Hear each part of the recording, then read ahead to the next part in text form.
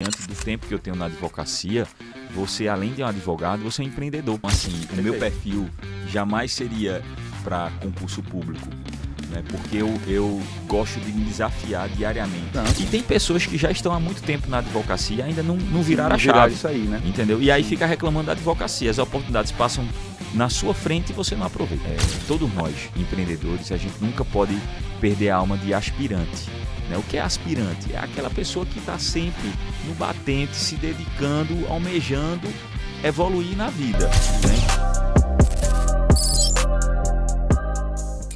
Fala, turma! Sejam muito bem-vindos a mais um episódio do ROI Jurídico, aqui onde a gente fala sem enrolação sobre empreendedorismo dentro da advocacia, tecnologia, marketing, crescimento, tudo que foi envolvido para o advogado crescer, você vai escutar aqui no ROI Jurídico. E hoje eu tô com um cara que esse cara é excepcional. Eu tenho uma parceria com ele aí de 2 anos, conheci ele há 2 anos atrás. Um cara que cresceu muito na advocacia esse ano, ele vai contar para vocês aqui muita novidade, né? E um cara que eu vou falar, o currículo dele aqui é extenso, tá? Esse currículo é extenso. Turma, esse cara, ele foi ex-presidente da OAB Pernambuco, ex-presidente da OAB Caruaru durante 6 anos, turma. 6 anos nesse cargo. Ele hoje é conselheiro da ADEP, foi o presidente mais jovem e o mais votado daqui de Caruaru, nossa grande cidade. Hoje, e ó que eu tenho que estar com a colinha aqui para saber realmente tudo que ele faz, tá? Hoje ele é procurador do CRA, Conselho Regional de Administração, sócio do escritório Fernando Júnior e o primeiro advogado do interior a se candidatar à disputa da presidência da OAB Pernambuco. Eu tô com o Fernando Júnior. Seja muito bem-vindo, meu amigo. Caio, eu é que agradeço, irmão. Primeiro, fico muito feliz de ver o seu sucesso. Como você disse, há uns 2 anos, né, que a gente tem essa parceria, né, e eu lembro da sua evolução, né, e fico feliz quando eu vejo aí você com vários colaboradores, sua empresa é cada vez maior, então massa. Isso dá um orgulho para a gente que é do interior, ver que o interior tem capacidade sim de brilhar, não a nível apenas local ou estadual, mas nacionalmente, como é o seu caso. E agradecer a todos da E3 Digital, né, fico muito feliz com o convite para participar do ROI Jurídico, né, eu acompanho sempre todos os episódios, eu tenho certeza que vai ser um programa bem interessante que a gente vai poder falar sobre, seja a instituição OAB, seja também sobre a advocacia e o principal que é o empreendedorismo, que é isso que me move, desde pequeno eu tenho essa veia empreendedora, então a gente vai poder compartilhar bem, né, sobre a minha experiência de vida. Turma, esse cara fala muito bem, né? Ele nem tremeu na base. Isso aqui é algo que eu acho excepcional nele, tá? Tem uma grande oratória, então por isso que tem que ser advogado mesmo. Caio, olha, eu aprendi o seguinte, que a gente não deve nem se empolgar com o elogio dos amigos e nem ficar depressivo com a crítica dos inimigos, né? Então, mas de toda forma eu agradeço. Acho que já falaram isso pra você também, cara. Não é a primeira vez que falo isso pra você. Mas bacana, turma, a gente vai transitar aqui em vários pontos, tá? Tem muita coisa interessante que eu quero saber desse cara, da trajetória dele, de como que ele começou, né? Por que que se tornou advogado. Então a gente vai transitar em muita coisa aqui muito interessante. E por isso que eu queria começar dessa forma, Fernando.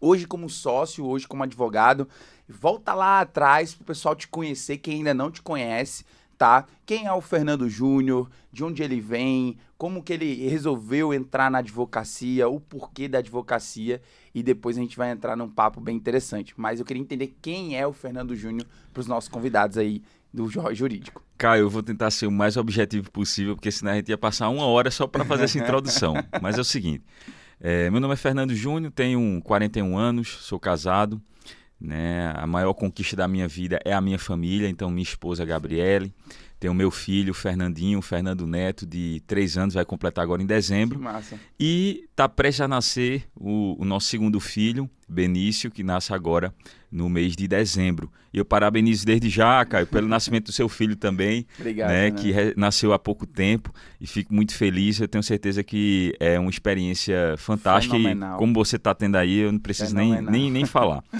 E assim, eu vim de uma família classe média. Minha mãe é professora do estado, aposentada. Meu pai era funcionário de banco, agora está aposentado também, né? Então, assim, a gente sempre mudou de várias cidades. Eu sou natural de Caruaru, nasci em Caruaru. Que massa. Até quem fez meu parto foi Dr. Almena, saudoso Dr. Almena, que eu acredito que quem é da minha faixa etária, acredito que mais da metade dos caruaruenses nasceu através do Dr. Almena. Né? E tem uma irmã também, minha irmã é mais nova. Enfim, e aí meu pai, como era funcionário de banco, a gente sempre mudava de cidades porque o banco tinha essa tradição. Sim. Então eu já morei em Bonito, já morei em Gravatá, morei em Garanhuns, em várias cidades. Enfim. Mas sempre perto então daqui. Aqui. Teve uma oportunidade, meu pai sair do estado, mas ele não teve interesse para não deixar a família dele. E eu acredito que essas mudanças foram, no início era difícil para a gente quando criança, mas depois eu acredito que ela interferiu diretamente na minha formação, na minha forma de ver o mundo, porque como eu mudava muito de cidade, eu tinha que me adaptar rápido, né? Até porque eu ia para outra cidade, outra cultura, novas pessoas, novos colégios, etc. Então, no início foi difícil, mas depois a gente passou a se acostumar com aquela mudança. Inclusive, quando a gente demorava um pouquinho mais na cidade, a gente já ficava perguntando a meu pai quando é que a gente ia para a próxima cidade. Então, assim, os valores que minha família sempre colocaram em minha vida são valores muito sólidos. Valores de ética, valores de trabalho, de coerência, de hombridade, de honestidade. Então, não só meu pai e minha mãe, mas também a minha avó, meus tios, etc. Então, graças a Deus, eu tive uma formação muito sólida. Que bom. E eu aprendi também com minha mãe que mais importante do que você dizer o que pensa é lutar pelo que acredita. Porque dizer o que pensa, você está na teoria. A luta, aí você vai para a prática. Então isso eu sempre carreguei comigo. Então sempre fui uma pessoa de não apenas na teoria, né? Mas eu fui para a prática também. Então desde pequeno, quando tinha alguém da minha sala, que hoje é bullying, né? Mas antigamente eram umas brincadeiras mais pesadas. Então quando a turma botava uma brincadeira mais pesada para um amiguinho do colégio, eu automaticamente já fazia a defesa dele. Eu dizia, irmão, para que fazer isso? Quando eu via que tinha um colega que era meio escanteado, por alguma situação, entendeu? Seja o jeito dele pensar, o jeito de se vestir, ou características físicas, etc. Sim. Eu chegava e trazia ele para o grupo, né? E eu sempre fui uma pessoa bem relacionada na faculdade. Eu seria, na faculdade e no colégio. Eu diria assim, que eu seria o aluno popular. Aquela pessoa que tem um bom relacionamento, conversa com todo mundo. Eu tinha trânsito com o pessoal, o roqueiro, o pagodeiro, o forrozeiro. Falar com todo mundo. O rico, o classe média, o pobre, enfim, falava com todo mundo. Então, Caio, respondendo a sua pergunta, assim, o que me fez fazer o curso de Direito? Eu acredito que é isso. É esse senso de justiça. Todo mundo que faz direito tem esse senso de justiça, de querer fazer o que é certo, de lutar por aquilo que acredita. Apesar de que, ainda lá no início, eu tinha interesse em ser médico, né? Fiz vestibular, quase passei, inclusive, um vestibular, mas do nada, entre aspas, que eu não acredito em acaso, eu tenho certeza que foi um propósito de Deus. O último vestibular que tinha era de Direito, eu já tinha feito os outros de Medicina, e aí eu coloquei Direito e foi aprovado. Comecei a cursar Direito. Cursou aonde, Fernando? Cursei aqui, na SES Unita, antiga Fadica, enfim. E aí eu já entrei na faculdade e já disse, olha, eu não vou mais envolver. E para aqueles que não me conhecem, eu tinha um movimento também com o movimento estudantil, já fui do Grêmio, já fui representante de sala, presidente de comissão de formatura, enfim. Sempre gostei desses movimentos. Sim. Também, que já é uma veia da minha mãe e do meu pai, que eles sempre gostam, nunca se envolverem em política, mas eles gostam de discutir política, etc., conversar. Perfeito.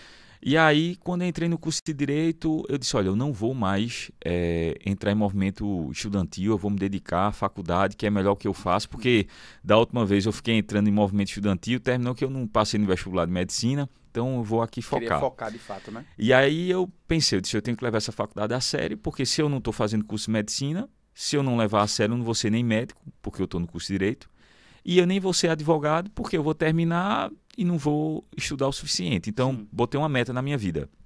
Caio, terminar o curso de Direito como advogado. Essa era a minha meta. Então, logo nas primeiras semanas do curso, entrou a coordenadora e disse, pessoal, quem tem interesse em ser representante de sala, por favor, levante. Aí eu tinha prometido a mim mesmo, quando cheguei na faculdade, que eu não ia me envolver. Né? Pois, amigo, de maneira intuitiva, instintiva, eu me levantei e fui para a frente da sala. Eu tinha 2 semanas, eu acho. Não conhecia todo mundo ainda. Quando eu cheguei lá na frente, ainda pensei, meu amigo, o que é que eu estou fazendo aqui? Tá fazendo, né? Eu vou perder essa eleição, porque eu nem conheço todo mundo, nem deu nem tempo de preparar ainda meus eleitores, né? E aí eu disse, não, pelo menos eu tenho um voto que é um amigo meu que estudava comigo no cursinho. Aí o que é que acontece? Sim. Ele se levanta para concorrer também. Eu disse, mas rapaz... Cara, só tinha ele. Só tinha ele. Aí eu disse, agora deu bom, mas tudo bem. E uma menina que se candidatou também. Quando teve a eleição, eu ganhei. Perfeito. Aí eu já disse, pô, gostei dessa turma aqui, né? Então, votou em mim e tal, gostaram de mim. Aí, desde então, eu fiquei representante de sala. Resumindo a história, depois me convidaram para fazer parte da chapa do diretório acadêmico. Aí... a situação e a oposição me convidaram, aí eu ponderei as propostas e a mensagem de cada um e o trabalho, etc. Fui para a oposição, a gente venceu as eleições, tive essa experiência de 1 ano no diretório acadêmico, depois fiz um concurso para estágio na Receita Federal, passei nesse concurso em primeiro lugar, então foi um período fantástico para mim, aprendi muito. Depois eu fiz o concurso para a Polícia Federal, estágio também, fui aprovado em primeiro lugar, então foi uma experiência fantástica para mim. E terminei minha carreira acadêmica, né, de estágio na Justiça Federal, que foi fantástico também, aprendi muito, fazia sentença, fazia audiência, então tenho um carinho e gratidão a todos aqueles que contribuíram para a minha formação durante o curso de Direito. Sim. E fiz a prova da OAB. Você estava com quantos anos, mais ou menos? Eu acho que eu estava com 21, 22. 21, 22 anos já. 23. Sempre nesse focado, meio, né? Sempre fui. Focado para... sabendo muito bem o que queria já. Caio, sempre eu fui focado, entendeu? E eu sou uma pessoa paciente, né? Eu acredito que ninguém vence uma pessoa paciente, entendeu? Então, assim, eu vou ser isso, vou. Tá na mão de Deus, obviamente, né? Primeiro, Deus. Se for a vontade dele, vai acontecer. Sim. E segundo, você faz a sua parte, né? Então, quem tem tempo não tem pressa. Deixa as coisas acontecer naturalmente. E eu sempre foquei. Eu quero isso aqui, vou conseguir. Quero isso aqui, vou conseguir. E quando eu não consigo, na verdade, é Deus preparando para um próximo passo lá na frente. Né? A gente precisa, às vezes a gente não está pronto para aquele momento, então você tem que fazer uma autocrítica. A gente não pode se sabotar, achando que a culpa é dos outros. Não, você tem que fazer. Por que não deu certo? Alguma coisa você fez de errado. Então você vai ter que modificar a sua rota para dar certo. E aí eu foquei no exame de ordem. Então, passei o meu TCC, eu apresentei, tirei 10 com indicação para publicação, fiz na parte de direito tributário, então foi fantástico. Sim. E fiz o exame de ordem num período que, na época, quem estava, acho que no 9º período, não poderia fazer. Mas, enfim, teve um mandado de segurança no Mato Grosso, que teve efeito erga omnes, ou seja, para todo o país. Eu fiz, aproveitei, fui aprovado. E eu passei no exame de ordem antes de me formar. Então, no dia da minha colação de grau, eu já estava aprovado. E então, como advogado. Então, foi um momento muito importante para mim. Passei 2 anos estudando para concurso, que é natural, quando você sai da faculdade, você ainda está ali então, a tua ideia, se cacifando. Já tinha passado em estágio na Polícia Federal, né, na Receita Federal, nunca tinha estagiado no escritório da advocacia, né? E assim, até eu falo para os estagiários do meu escritório, e para você que está nos assistindo também, é importante dizer o seguinte: você que está estudando direito, né, não tem um estágio ainda na área da advocacia, faça. Se você está no estágio do órgão público, é importante você ter a experiência como estagiário de escritório da advocacia. Isso não vai impedir você de ser um bom profissional. Veja, eu nunca fiz um estágio no escritório da advocacia, tenho meu escritório, tenho 15 anos de advocacia, graças a Deus, fui presidente da OAB Caruaru, mais jovem, sem tradição jurídica na família, e não é impedir. Sim. Mas é mais fácil quando você tem uma experiência antes. Com certeza. Né? Eu sei que nossa área aqui, nossa região, ela não tem muitas ofertas, mas de repente você se voluntaria, veja um advogado de sua confiança, que você admira ele, entendeu? Para que pelo menos você tenha uma experiência no escritório. Perfeito. E aí passei 2 anos estudando para concurso, magistratura federal seria meu foco, por conta que eu já estava ali na Justiça Federal. O juiz federal que eu trabalhei sempre me elogiava, dizia que eu era muito bom na escrita, fazia umas sentenças muito boas, fazia as audiências e tal. Eu disse, Fernando, vai estudar para concurso. Se não der certo, aí você entra na advocacia. Porque se você entrar logo na advocacia, acredito que vai ficar mais difícil você conciliar e tal, porque você já começa a ganhar dinheiro, já começa a fazer dívida, e aí você vai ter que trabalhar sempre, né? Enfim, tive um desempenho muito bom no TRF da primeira região, mas não fui para a segunda fase, né? Fui aprovado, mas não fui classificado para a segunda fase. E aí resolvi advogar. Aí foi quando eu me reuni com duas amigas, Júlia e Rita, que eu tenho uma gratidão gigantesca. A gente iniciou essa nossa trajetória na advocacia em conjunto. Elas já tinham experiência com uma sociedade anterior, que não deu certo. Inclusive, a advogada tinha passado um concurso e não tinha mais interesse e tal. E aí eu tinha começado. Estava começando e precisava de alguém para a gente montar o escritório. Perfeito. E aí eu disse, olha, eu não quero esse escritório que vocês estão, acho que a gente precisa ir para o escritório melhor, na Agamenon, que passe uma outra imagem para o cliente, para que a gente possa otimizar, inclusive, os contratos de honorários. Enfim, procurei um local, uma sala ali que era vizinho do McDonald's hoje, né? Um empresarial, uma galeriazinha. E aí o valor que estava sendo cobrado era um valor muito alto, que a gente não tinha condições. Só que eu disse, essa sala vai ser nossa. E aí eu conversei com o corretor, ele disse, olha, a dona é uma senhora de idade, ela é mais rígida, ela não vai reduzir esse valor não. Eu disse, olha, por favor, eu quero só um minuto com ela. Aí eu descobri que ela era da família de uma pessoa que trabalhou comigo na Receita Federal. Enfim, consegui fazer o contato, a ponte, né? Articulei. Sempre articulando, fui lá, conversei com ela. Quando eu conversei com a senhora, eu disse, olha, eu queria muito sua sala. Eu sei que sua sala vai esse valor, mas a gente não tem condições. Mas é meu primeiro escritório, né? A gente precisa muito dessa sala e tal. Enfim, no final eu consegui. Boa. Aí ela disse, não, eu faço. Aí a gente pagou o aluguel, montou, lembro que eu comprei uma cadeira e uma mesa no cartão de crédito em 10 vezes sem juros, irmão. Então, ou seja, né? não tive, assim veja, meu pai sempre investiu na minha educação, entendeu? Então ele deu o que eu tenho de mais importante, meu alicerce, minha educação, valores, etc. Né? Mas em nenhum momento meu pai chegou e disse, olha, o que é que você quer aqui que eu vou dar um escritório? E graças a Deus ele não fez isso, porque eu acho que se fizesse isso eu não ia dar valor. A coisa já vinha montada, então eu fui lá, peguei uma economia que eu tinha do período que eu era dativo ainda, da Justiça Federal. Sim. Que eu ganhava os honorários pequenos e tal, mas eu sempre fui um cara organizado. Perfeito. Paguei no cartão de crédito para não me descapitalizar, porque eu disse, não, esse dinheirinho aqui eu preciso de capital de giro. E aí, quando a turma disse, mas rapaz, tu ainda parcelou e tal, não sei o que, eu digo, amigo, se eu não acredito no meu negócio, quem é que vai acreditar? Então a gente tem que acreditar. Entendeu? Fé em Deus. Aposta já, né? Aposta. Comprei minha mesa e eu tenho até hoje, Caio. Tá lá no depósito da minha casa. A minha primeira mesa e a cadeira não, porque era aquelas cadeiras chinesas, já acabou já. Mas a minha primeira mesa tá lá. Entendeu? Eu tenho maior carinho com aquela mesa porque foi uma dificuldade, né? A gente tem as histórias de superação.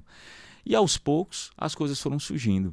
Os clientes foram entrando. E o meu primeiro Fernando, contrato... Antes de tu falar do primeiro contrato, dentro desse meio tempo, tu já tinha uma área que tu queria atuar? Né? Porque isso é uma dúvida muito, muito grande dos advogados que estão iniciando. Eu preciso de uma área, eu preciso ser especialista em algo. E eu até falo para todo mundo, não tem certo ou errado. Comece do jeito que dá. Verdade. Entendeu? O seu primeiro cliente, às vezes, não vai ser o cliente que você vai passar a vida toda e tudo mais. Comece do jeito que dá, porque é aquela coisa. No início, tudo é mais difícil. Depois as coisas vão aparecendo, né? Você que é cristão, Deus vai abrindo as portas, você vai executando isso da forma correta. Então, como é que foi? Assim, tu já tinha uma área definida, tu não tinha uma área definida? Ô, Caio, perfeito. Comece do jeito que dá, né? Eu acho o seguinte, se você é aquela pessoa que já tem uma área em mente durante toda a faculdade, não, eu quero direito criminal. Perfeito. Já comece no direito criminal e seja feliz. Sim. Né? No meu caso... eu não tinha uma área que eu dizia, não, eu quero ser especialista nessa área o resto da minha vida. Não. O mercado de trabalho, ele vai escolhendo. Você vai sendo forjado, moldado para aquela área. Então, vamos lá. Eu era estagiário da Justiça Federal. Então, a gente pegava muita execução fiscal. Então, era um trabalho que eu já fazia na Justiça Federal. Sabia, né? Eu era estagiário também, quando eu comecei na Justiça Federal, no Juizado Especial. Então, a gente pegava muitas demandas previdenciárias. Então, eu comecei na área previdenciária e fiscal, na parte federal. Né? Então, essas foram as áreas que, inicialmente, eu tinha muitas demandas. Obviamente, vinha divórcio, que aí todo advogado faz. Um divórcio, um inventário, né? um alimentos, etc. Mas o direito previdenciário e o direito tributário, eu focava nessas duas áreas. Então começou no previdenciário Comecei e tributário. no previdenciário e tributário. E, obviamente, eu sempre tive essa veia empreendedora, empresarial. E aí, na área empresarial, eu me identifiquei. Direito societário, direito empresarial, direito tributário. Essas áreas estão todas ali coligadas.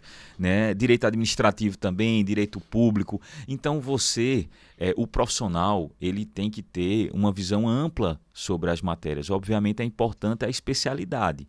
Minha especialidade é direito civil e empresarial pela Universidade Federal de Pernambuco.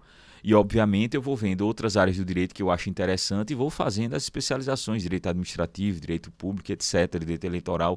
Você tem que ver como é que está as suas demandas, seu mercado. Mas agora, né, não agora, mas diante do tempo que eu tenho na advocacia, você, além de um advogado, você é um empreendedor. Perfeito. Então, aí você passa a ser o quê? Você passa a ser um empreendedor do seu negócio. E aí você vai ter que formar a sua equipe. Então você vai ter que ter os melhores na sua equipe para você oferecer o melhor trabalho ao seu cliente. Né? Então, um exemplo, tem várias áreas do direito civil, direito criminal, direito empresarial e etc. Então, se você for parar para fazer uma especialização para todas elas, você morre e não ganha dinheiro. Porque você ainda está ali estudando, etc. Então, se especialize na área que você gosta, mas tenha a visão empreendedora para você poder formar um time de respeito, um time qualificado. Turma, um insight muito importante, tá? Isso é uma dúvida realmente que eu recebo bastante em muito evento que a gente vai, Fernando, nessa questão da área, tá? Então tem algumas formas de você determinar, mas o insight é realmente muito importante, turma. Comece por uma área, então, né? Escolha lá aquela que você mais se identifica, que você mais gosta de estar atuando, porque também não adianta você atuar numa área que você não gosta de atuar, né? Então atue naquela área que você gosta, que de fato também possa ser rentável, mas vai entendendo que ao decorrer do crescimento acontecendo, ao decorrer da tua trajetória, sempre esteja os melhores ao teu lado. Seja parceiro, seja colaborador, com as especialidades atuais. Então, hoje, essa é o principal insight já aqui que eu posso trazer para você, jovem advogado, e o advogado que às vezes está pensando em trocar de carreira. Né? Tem muita gente hoje que estuda para concurso e fica com medo também de entrar na advocacia, né, de empreender na advocacia, porque o concurso é muito bom, tem diversas possibilidades aí, né? Hoje também conheço diversos advogados que começaram no concurso e depois mudaram, né? As últimas pessoas que passaram aqui no Roy Jurídico, tanto o Renato quanto o João, vários pessoas que passaram aqui, começaram dessa forma, começaram dentro de um concurso, mas aquela veia empreendedora sempre chamando para advocacia, para ter cliente, para gerir um escritório, sempre estava ali. Então é muito importante para o jovem advogado entender isso. Veja, eu jamais, diante de toda essa minha trajetória, e claro, quanto mais experiente, mais maduro, você vai entendendo o seu perfil. Sim. Então, assim, o meu perfil jamais seria para concurso público, né? Porque eu gosto de me desafiar diariamente. Né? O concurso público é muito bom, na verdade, estabilidade não existe, né? Muita gente fala, não, tem estabilidade. Não existe. Nem concurso público tem estabilidade.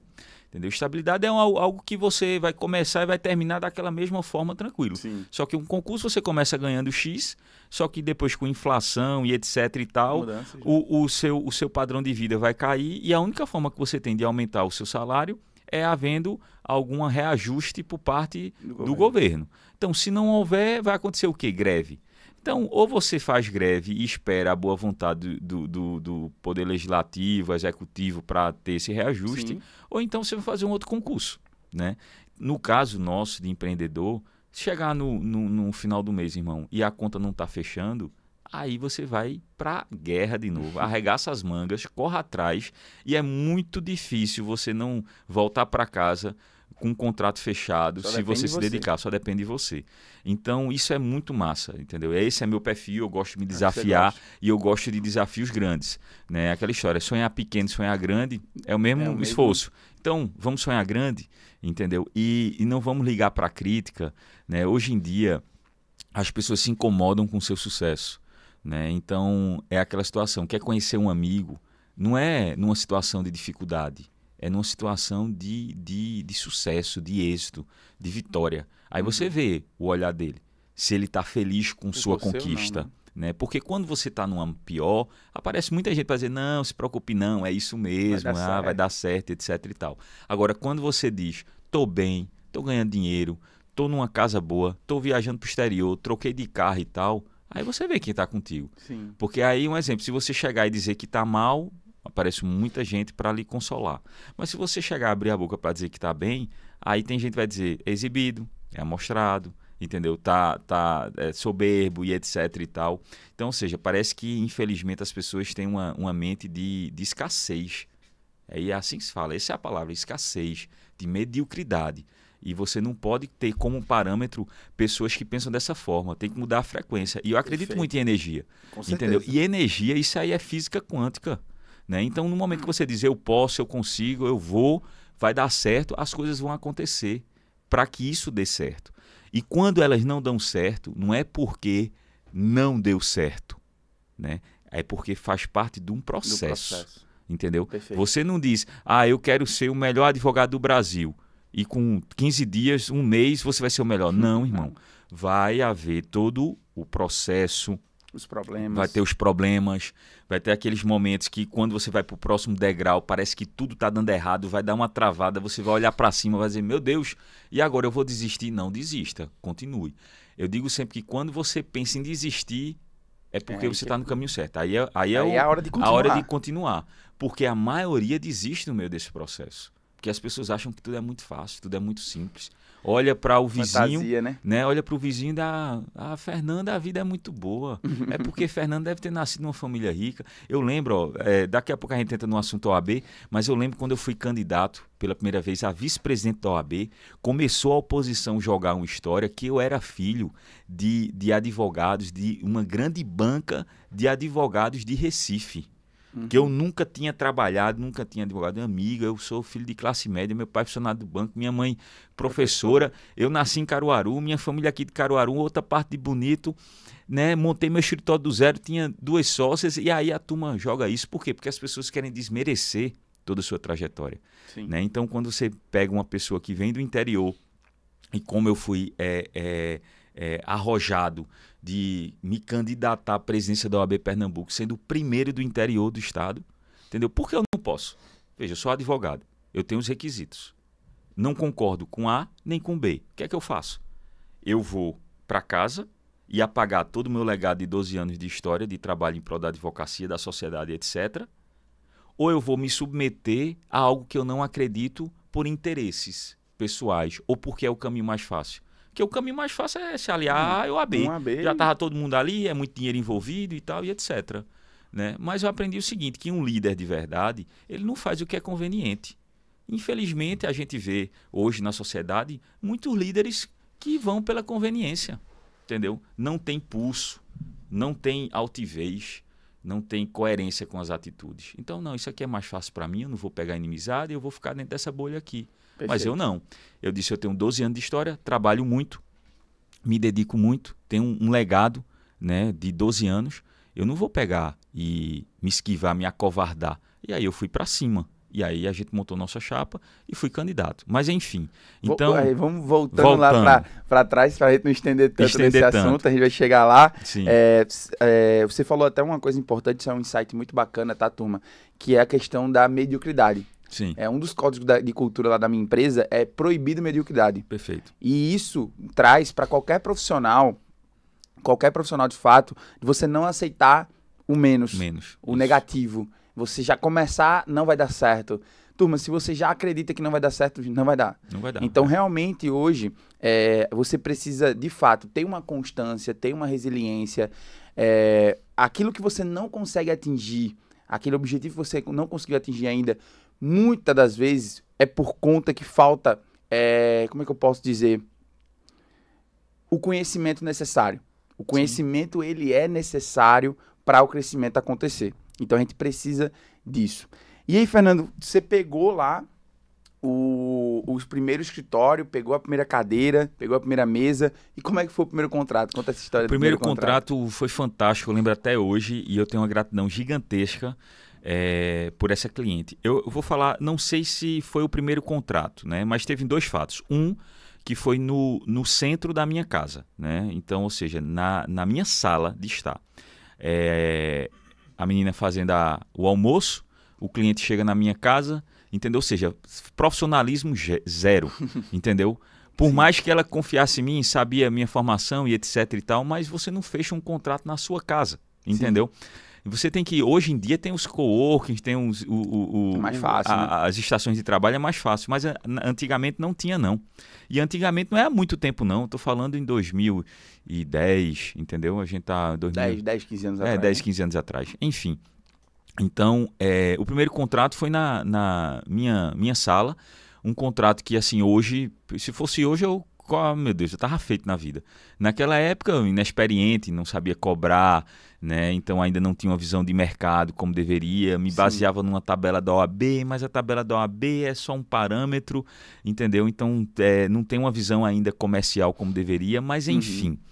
Era o primeiro, né? Era o primeiro. E o contrato que marcou, de fato, minha trajetória na advocacia foi uma senhora que estava com uma execução e penhoraram o imóvel dela, né? Então, quando ela comprou o imóvel já tinha uma restrição, era um caso emblemático, muito difícil de se resolver. Mas, enfim, ela levou lá o processo, ela chegou e disse: Fernando, eu fui bem indicada por você, eu sou de Iguatu, do Ceará, e eu preciso que você me dê o seu valor de honorário de analisar esse processo, porque eu vou sair amanhã de manhã para o Ceará. Isso era 2 horas da tarde. Eita. E o processo tinha, eu acho que umas 500 páginas. E não tinha IA. Naquela época não tinha GPT, Gemini, não tinha nada disso. Aí eu disse: não, tudo bem. Nesse dia, eu tirei direto, não jantei, estudei o processo capa a capa, fiz um relatório e saí, fui para o Grande Hotel, que ela estava hospedada lá, Sim. fazer entregar a proposta de honorários. E aí, era um dos primeiros contratos da minha sociedade com Júlia e Rita. Sim. E quando eu conversei com ela sobre o valor que eu ia cobrar, elas se assustaram, disseram: não, Fernando, ela não vai pagar não, é muito dinheiro, não sei o que e tal, tá errado, olha essa mania de grandeza e tal, não sei o que, de repente a gente pode perder o contrato. Eu cheguei e disse: olha, quem vai dizer que tá... E eu não recrimino as meninas não, por conta que é normal quando você está começando, né? Segurança. E tem pessoas que já estão há muito tempo na advocacia e ainda não viraram a chave. Isso aí, né? Entendeu? E aí fica reclamando da advocacia, as oportunidades passam na sua frente e você não aproveita. Aí eu disse: olha, quem vai dizer, e aí regra número 1, pessoal, também, de contrato de honorários, quem vai dizer se o seu valor está caro ou está barato é o seu cliente.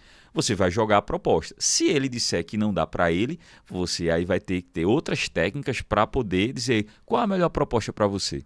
Entendeu? Qual é o melhor valor? Ou é o valor que está difícil ou é a forma de pagamento? Porque aí você pode dividir. Sim. O importante é o dinheiro entrar no final do mês. Perfeito. Entendeu? Eu prefiro fazer um contrato alto parcelado que um contrato à vista curto, com valor baixo. Mas aí você tem que entender fluxo de caixa, capital de giro, qual a necessidade, etc. Já aí é a visão de empreendedor. Já é outra visão de empreendedor. Também. Mas aí eu cheguei e disse: ó, o valor é esse, eu vou lá. Então fui lá, levei 2 contratos. Então um contrato com o valor que eu almejei. Sim. E o outro contrato em branco, para eu botar na hora, na partezinha do valor, eu botar de caneta. Para não perder tempo, porque contrato tem que ser fechado no quente. Na hora. Não pode perder muito tempo, não. Se você está passando uma semana para entregar uma proposta de honorários, a tendência de você não fechar é gigantesca. Então, chegou a proposta, chegou o cliente, faça logo, já entregue a proposta de honorários. E, nesse momento, quando eu expliquei a ela: olha, a sua situação é essa, é difícil, mas a gente pode fazer isso, aquilo, etc e tal. Ela sentiu confiança, gostou, e ela disse: certo, mas qual é o valor? Outra situação também. Geralmente, você quando está começando, você tem vergonha de cobrar. Parece que é uma situação que o advogado fez um voto de pobreza, que ele vai expor todo o seu conhecimento jurídico, mas na hora de cobrar ele fica tímido, ele fica com medo de dizer. Veja, é natural. Eu tenho 12 anos de OAB, tenho mais de 15 anos de advocacia, e eu converso com muitos advogados jovens, entendeu? Experientes, já participei de oficina, já dei mentoria, já fiz de tudo. Sim. E eu sei que é uma dificuldade todo advogado, né? 90% ou mais. Na hora de dar o preço é o seguinte: Caio, você tem que fazer isso, a ação que vai ter que ser dada entrada é essa, ou então tem que entrar com recurso, o seu direito é bom, tal, passa, já vi os documentos, já verifiquei lá no cartório, etc. Aí, na hora de dizer o valor, aí o cliente vai dizer: certo, doutor, mas quanto é? O valor é X. Ou seja, não olha, não tem firmeza, não tem segurança. Imagina você vai para o médico, aí consulta com o médico, Depois, quando o médico lhe examina e tal, vai falar o valor da cirurgia. O médico mas olha, o valor deixa eu ver, 50 mil. Você não vai pagar nunca. Nunca. Mas, meu amigo, ele não olha no meu rosto, não tem a segurança, não me entregou uma proposta, não sabe o que está dizendo. Não vou pagar. Então, eu fui para essa cliente com segurança, expliquei toda a situação e disse, meu valor é X. Aí, sabe o que ela fez? Certo, doutor. Então, pegou um maço de dinheiro do bolso, disse, eu vou dar uma parte agora, tome. Boa. E eu posso dar um cheque. Eu cheguei e disse, olha, a gente não costuma trabalhar com cheque, mas eu vou abrir uma exceção para você. E meu semblante era normal, como se ali fosse mais um contrato na minha vida. Detalhe, ali foi o contrato da minha vida. Um valor que eu nunca tinha pego, principalmente em espécie ali, recebido um valor daquele que ela me deu em dinheiro. Então, isso foi muito importante para mim. E aí, quando eu liguei para as meninas, eu disse, fechamos o contrato. Eu lembro como fosse hoje. Eu liguei para a Júlia. Júlia, fechamos o contrato. Aí ela fez, pô, massa, Fernando, e tal, aquela euforia. Mas olha, e a nossa sociedade, como fica? Que é interessante também esse momento. Porque a gente estava há poucos dias, eu acho, ou semanas. Entendeu? E de repente eu consegui um contrato bom. Alto, né? E na nossa negociação, que antes era o seguinte, na sociedade delas todo mundo ganhava por igual. E eu disse, olha, está errado isso. Porque, veja, quem vai trabalhar, quem vai se dedicar, quem vai acompanhar o cliente, quem vai acompanhar prazo, quem vai ter que estudar o processo, etc., tem que ganhar um valor a mais. Com certeza. Porque na sociedade, então cada um tem que ter a sua participação. Então vamos fazer o seguinte, que eram 3 pessoas, quem fica com a causa ganha 60 e quem não fica, as outras 2, 20 e 20. Mas antes a gente pegava 10% para o caixa do escritório e o restante dividia, 60, 20 e 20. Veja, essa conta é uma regra? Não, de forma alguma. Você tem que ver a sua necessidade e a sua realidade para ver os percentuais e como é a forma da sociedade.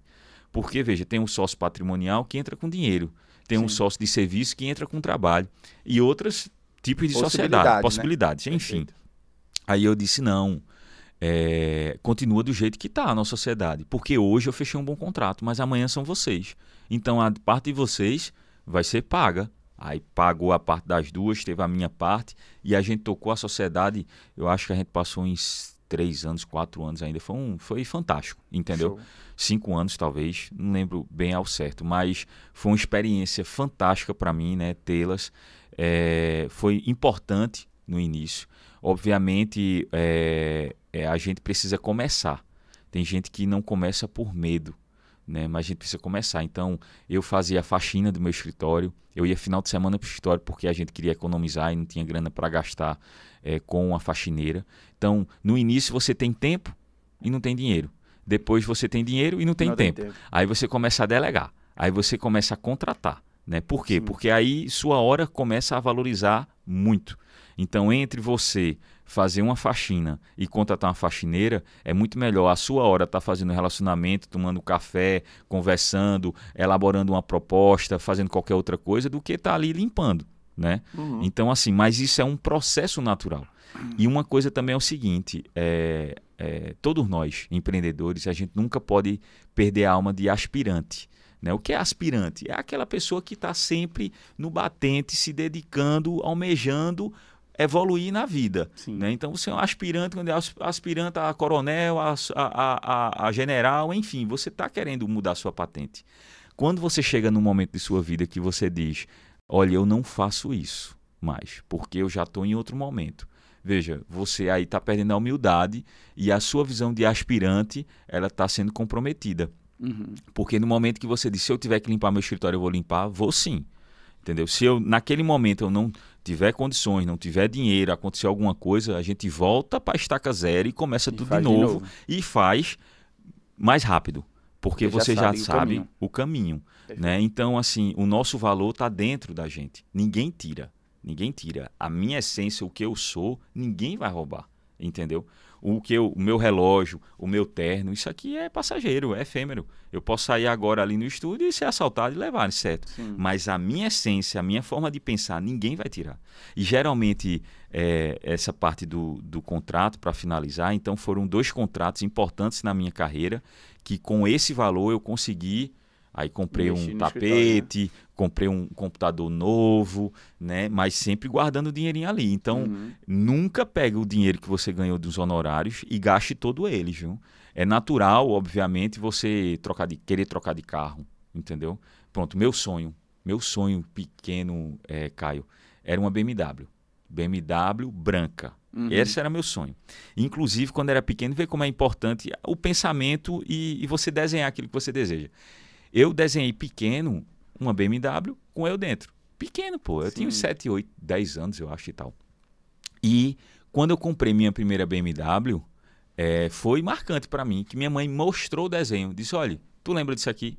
Eu dentro de um carro de terno, detalhe, eu me desenhei de terno, eu pequeno, desenhei de terno, dentro de uma BMW branca. Né? E aí, assim, até a história desse carro é uma história também fantástica. Mas, enfim, foi importante para mim, claro, comprei o carro que eu desejava e tal. Perfeito. Entendeu? Veja, ali, entre investir e comprar o carro, era melhor ter feito o quê? Investir. Hoje, com a cabeça que eu tenho hoje, eu não tinha comprado o carro, eu tinha investido. Mas ali era um momento que eu precisava também, né? Então, às vezes, obviamente, você vai comprar aquele seu sonho de consumo, né? E fazer uma como é que se diz? Uma conquista, uma conquista, né? Mas faz uma... Agora fugiu o nome da palavra, mas enfim, uma extravagância. Tá. Entendeu?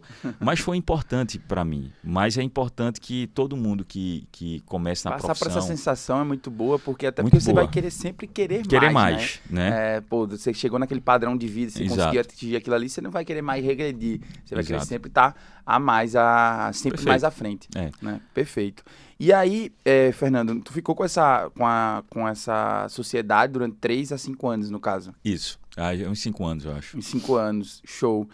E, cara, quais foram as maiores dificuldades que você percebia no início, né? Dentro desses 5 anos, assim, vocês conseguiram crescer bastante, né? Como você mesmo falou, mas você acredita que qual foi a tua maior dificuldade na parte de empreender na advocacia? Se você fosse citar apenas uma.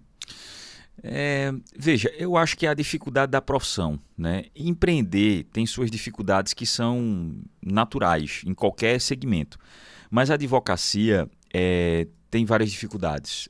A questão de captação de clientes, porque o regimento é antigo, arcaico, entendeu? É algo que, se um dia eu tiver a oportunidade de estar no Conselho Federal e fazer um trabalho como deve ser feito, deve ser mudado isso. A atividade do advogado, ela é comercial. Não tem como a gente, na verdade, tampa o sol com a peneira. Porque diz, olha, a atividade do advogado ela não pode ser mercantilizada. Mas todo advogado sobrevive do seu escritório.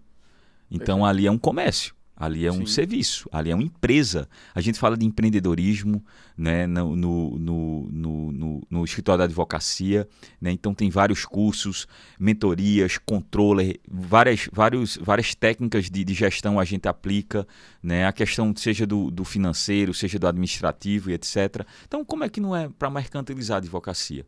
Né? Quando você tem dificuldade de fazer sua comercialização, sua divulgação, né? Então a forma também de você se portar, ou seja, são várias travas para você não ser visto. E quem é advogado que está começando, fica ainda muito pior. Porque quando você é conhecido, difícil, né? É conhecido. Quando você não é, você aí vai ter que construir. Hoje, diferentemente da minha época, quando eu comecei na advocacia, já melhorou. Já pode divulgar no Instagram, já pode patrocinar, mas aí você patrocina e não pode dizer, me contrate. Não. Aí você vai dizer, olhe, procure o melhor advogado de sua confiança, porque o direito tributário, o direito empresarial, ele é fundamental para a sua empresa. Aí quem está assistindo vai dizer, amigo, eu estou vendo ele falar. Ele é advogado, ele explicou o assunto. Tá mandando contratar... Aí ele está mandando eu procurar uma pessoa de minha confiança, entendeu? Obviamente, essa pessoa vai procurar você. Aí me diga uma coisa, pessoal. Qual é a lógica nisso? Não tem. Não tem. A menor lógica. Quando eu comecei na advocacia, e aí você tem uma visão mais romantista e muitas vezes inocente, porque algumas pessoas passam isso para você, e me diziam, Fernando, é porque... Isso é da OAB, né? As pessoas que estavam ali em volta da OAB, quando eu sempre fui questionador, Fernando, é porque se for permitir uma publicidade, vai ser ruim para o jovem advogado. Porque o jovem advogado não tem condições de contratar, um exemplo, a rádio, a TV, um outdoor, que naquela época eram as formas mais usuais de publicidade. E nesse caso, o advogado está começando e a ser engolido por essas plataformas dos grandes escritórios. Aí o que é que eu pensei? É verdade. Meu Deus, como vocês são bonzinhos. Muito bom. Graças a Deus que tem vocês aí. E aí eu fico mais aliviado. É isso aí. Aí você vai passando um tempo. Aí você vai olhando o sistema. Vai olhando como é. A história da água só corre para o mar. E aí eu disse... amigo, isso não favorece a jovem advocacia, não. Isso favorece os grandes escritórios. Por quê? Os grandes escritórios, eles já têm as divulgações deles. Fechada. Sim.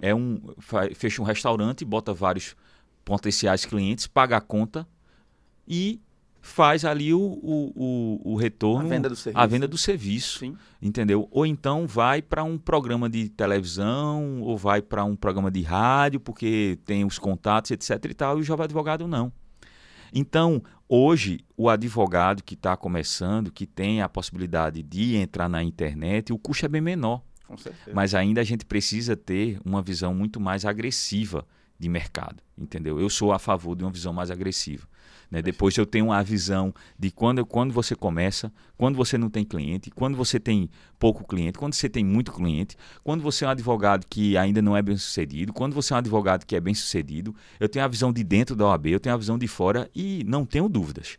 Tem que mudar radicalmente esse código de ética e essa parte de publicidade. Então a dificuldade hoje de qualquer advogado é essa. É de você se firmar no mercado, conseguir seus clientes, conseguir ser visto. E detalhe, não adianta você ser visto. Você tem que ter o seu brand. Você tem que ter qual é a sua marca. O cliente olha para você e ele vê o que em você? Ele lembra o quê, né? É um advogado responsável, bem-sucedido, entendeu? É capaz de resolver o problema dele, que ele vai estar tranquilo. Veja, ele lhe procura porque ele tem uma dor. Você vai resolver essa dor dele? Então ele tem que estar muito crente. Você não pode garantir êxito. Mas você tem que mostrar que você vai fazer o máximo possível para resolver o problema dele. Chegar lá. Então, se você está reclamando, não estou com cliente, amigo, então comece a ser visto. Seja na rede social, seja nos eventos. Muitas vezes as pessoas, não, mas eu não tenho tempo, eu prefiro estar aqui estudando em vez de estar ali numa situação interessante. Veja, eu costumo, todos os locais que eu vou, sempre de ligar para os jovens advogados, para aquelas pessoas que estão começando, ou aquelas pessoas, né? Para incentivar, irmão, vamos comigo ali, tem um evento interessante. Ali está fulano de tal, tem um empresário conhecido, tem um político conhecido, ou seja, tem pessoas formadoras de opinião. Tem que estar sempre em movimento, né? Vamos comigo? Então eu estou abrindo a chave, possibilitando para que a pessoa entre. Porque eu acredito que você só cresce na vida se você ajudar outras pessoas. Eu nunca vi ninguém na vida crescer sozinho. Então, desafios no início da advocacia são vários. Captação, fazer um contrato de honorários, porque você não sabe ainda o parâmetro, mesmo com a tabela da OAB, técnicas de negociação, porque o advogado ele vai negociar, primeiro ele vai captar, depois ele vai vender o produto dele, o serviço dele para o cliente, montar a proposta de honorários, aí cobrar o valor que vai ser pago, redigir a peça, dar entrada na ação, acompanhar o prazo, ir para a audiência, organizar o escritório, pagar as contas. Isso aí, uma pessoa só, no início, você aguenta. Resolve. Porque é um processo, 2, 3. Depois, amigo, você não vai aguentar. Detalhe, qual é a grande dificuldade da advocacia? A gente tem data para iniciar e não tem data para terminar o processo. Então, como eu sempre digo nas minhas palestras, 50 mil é muito dinheiro num contrato, é um bom contrato, na verdade. 50 mil é um bom contrato. 50 mil é dinheiro. Entendeu? Sim, 1.000 é dinheiro, 2.000 é dinheiro, todo dinheiro é dinheiro. Sim. Mas 50 mil é um bom contrato. 100 mil reais é um bom contrato. Depende. Um contrato que durou 10 anos, você cobrou 50 mil. Vai ser menos de vai ser, acho que é 400 reais, 500 reais por mês ou 300. Sem atualização, viu? Porque se você cobrou 50 mil, ele pagou 50 mil à vista, acabou, amigo. Você tem que botar nos seus contratos também correção monetária. Porque quando terminar o contrato, e a diferença? Os 50 mil não é o mesmo valor. Com certeza. Né? Então, assim, são várias particularidades que, infelizmente, não são difundidas e conversadas no dia a dia do advogado. Sim. Olha que eu rodo esse país, já fui para várias oficinas, workshop, etc e tal. E essa parte de honorários, eu nunca vi ninguém falando isso que eu estou falando aqui. Perfeito. Então, o que é que você precisa ter no contrato de honorários? Tem que estar bem amarradinho. Muitas vezes o advogado tem tanta coisa para fazer que nem manda o contrato. E aí depois como é que vai cobrar? Porque um exemplo, o cliente pagou, vamos imaginar, o cliente pagou. Não precisa fazer contrato, o cliente já pagou, já está com a procuração, vou dar a entrada. Vai que tem uma operação da polícia, investigue a conta desse cidadão e começa a ver que teve uma transação para sua conta. Como é que você vai provar que foi honorário de advocacia? Complicado. Com contrato. Então, assim, são vários desafios, Caio, e o advogado, primeira coisa, tem que ter em mente as dificuldades. No momento que ele sabe as dificuldades que ele vai ter, aí ele vai procurar resolver. Ele vai procurar pessoas que ele possam contar. E aí, quando hoje em dia você vai na internet, tem mentorias, tem cursos de empreendedorismo, né? A parte de rede social que vocês fazem muito bem também, que é importante. Então, tudo isso aí aumenta o seu portfólio, dá mais estrutura para o seu escritório. Uma das coisas que eu mais invisto ultimamente no meu escritório é tecnologia. Né? Então é inteligência artificial, é equipamentos de ponta, computadores rápidos, câmeras de alta resolução, né? Então assim, um ambiente convidativo, meu estilo, cada um tem um estilo, né? Meu estilo é mais um estilo moderno, minimalista, mas ao mesmo tempo sofisticado, então menos é mais. Perfeito. Entendeu? Então assim, aí você vai dar a sua cara no escritório. Né? E tornar um ambiente também interessante. Hoje eu tenho consultoria também de controller, né? Onde estou treinando pessoas para assumir a controladoria do meu escritório, para controlar os prazos, os processos que estão parados há mais tempo, né? Então, ou seja, para que eu não precise que o cliente ele entre em contato comigo. Eu vou sempre entrar em contato com o cliente. Eu tenho um sistema de chatbot, atendimento automatizado, né? Então, assim, cada vez mais vai sistema de acompanhamento processual. Então, meus processos, meus clientes são todos cadastrados nesse sistema de gerenciamento de processos. Eu tenho um outro sistema que é só de gerenciar prazo. Perfeito. Veja, eu tenho um que acompanha processo e prazo, mas mesmo assim eu tenho mais dois, na verdade, sistemas para acompanhar também publicações e prazos. Por quê? Prazo eu não posso perder. A gente tem responsabilidade. Às vezes nós estamos, um exemplo, recentemente com uma causa de R$1,5 milhão de reais. Entendeu? Se eu perder um prazo desse, qual é a responsabilidade também? Né? O prejuízo é grande. Então não posso. Então tem que ser tudo bem organizado e de maneira automatizada, porque a gente ganha tempo. Então, tempo e escala. Escala. Porque, um exemplo, imagina só, se eu vou ganhar... Você ia ter que contratar. Para poder fazer tudo isso, né? Exato. Perfeito. E outra, se eu consigo resolver o problema do cliente em um tempo menor, melhor. Com certeza. Porque aí é menos uma bronca para eu acompanhar. Um processo que está há 5 anos no meu escritório já está no negativo. Não dá mais certo. Só que o problema é que não depende só de mim, tem o judiciário. Sim. Então veja a dificuldade, Caio, do segmento da advocacia. Porque você é profissional liberal, você vai dar uma proposta de honorários para dizer, olha, para eu fazer o seu vídeo, para eu fazer um impulsionamento, etc, é X. Você entrega, pagou, está resolvido. Imagina você iniciar um processo, eu não sei se vai dar certo ou não, eu não tenho como garantir êxito, e também eu não sei quanto tempo vai durar. Como é que eu vou mensurar esse valor? Uhum. Não tem como mensurar esse valor. Né? Então, assim, aí a gente precisa entender o processo, ver a média de tempo e criar alternativas. Por exemplo, uma forma de você fazer a cobrança de honorários, os honorários que eu fiz, os primeiros, sim, contrato de honorário, prolabore antes e um êxito no final, certo? Perfeito. Mas hoje em dia tem, por exemplo, o timesheet, que você vai cobrar por hora de trabalho. Então, ou seja, você estabelece um mínimo, o piso e o teto. E aí, todo mês, você vai apresentar ao seu cliente um relatório das horas trabalhadas. Obrigado. É uma modalidade muito utilizada aqui na nossa região? Não. Ela é mais utilizada em São Paulo, entendeu? Em outros cantos também do país, Rio de Janeiro ainda pode usar um pouco, Brasília talvez, mas os outros estados usam pouco.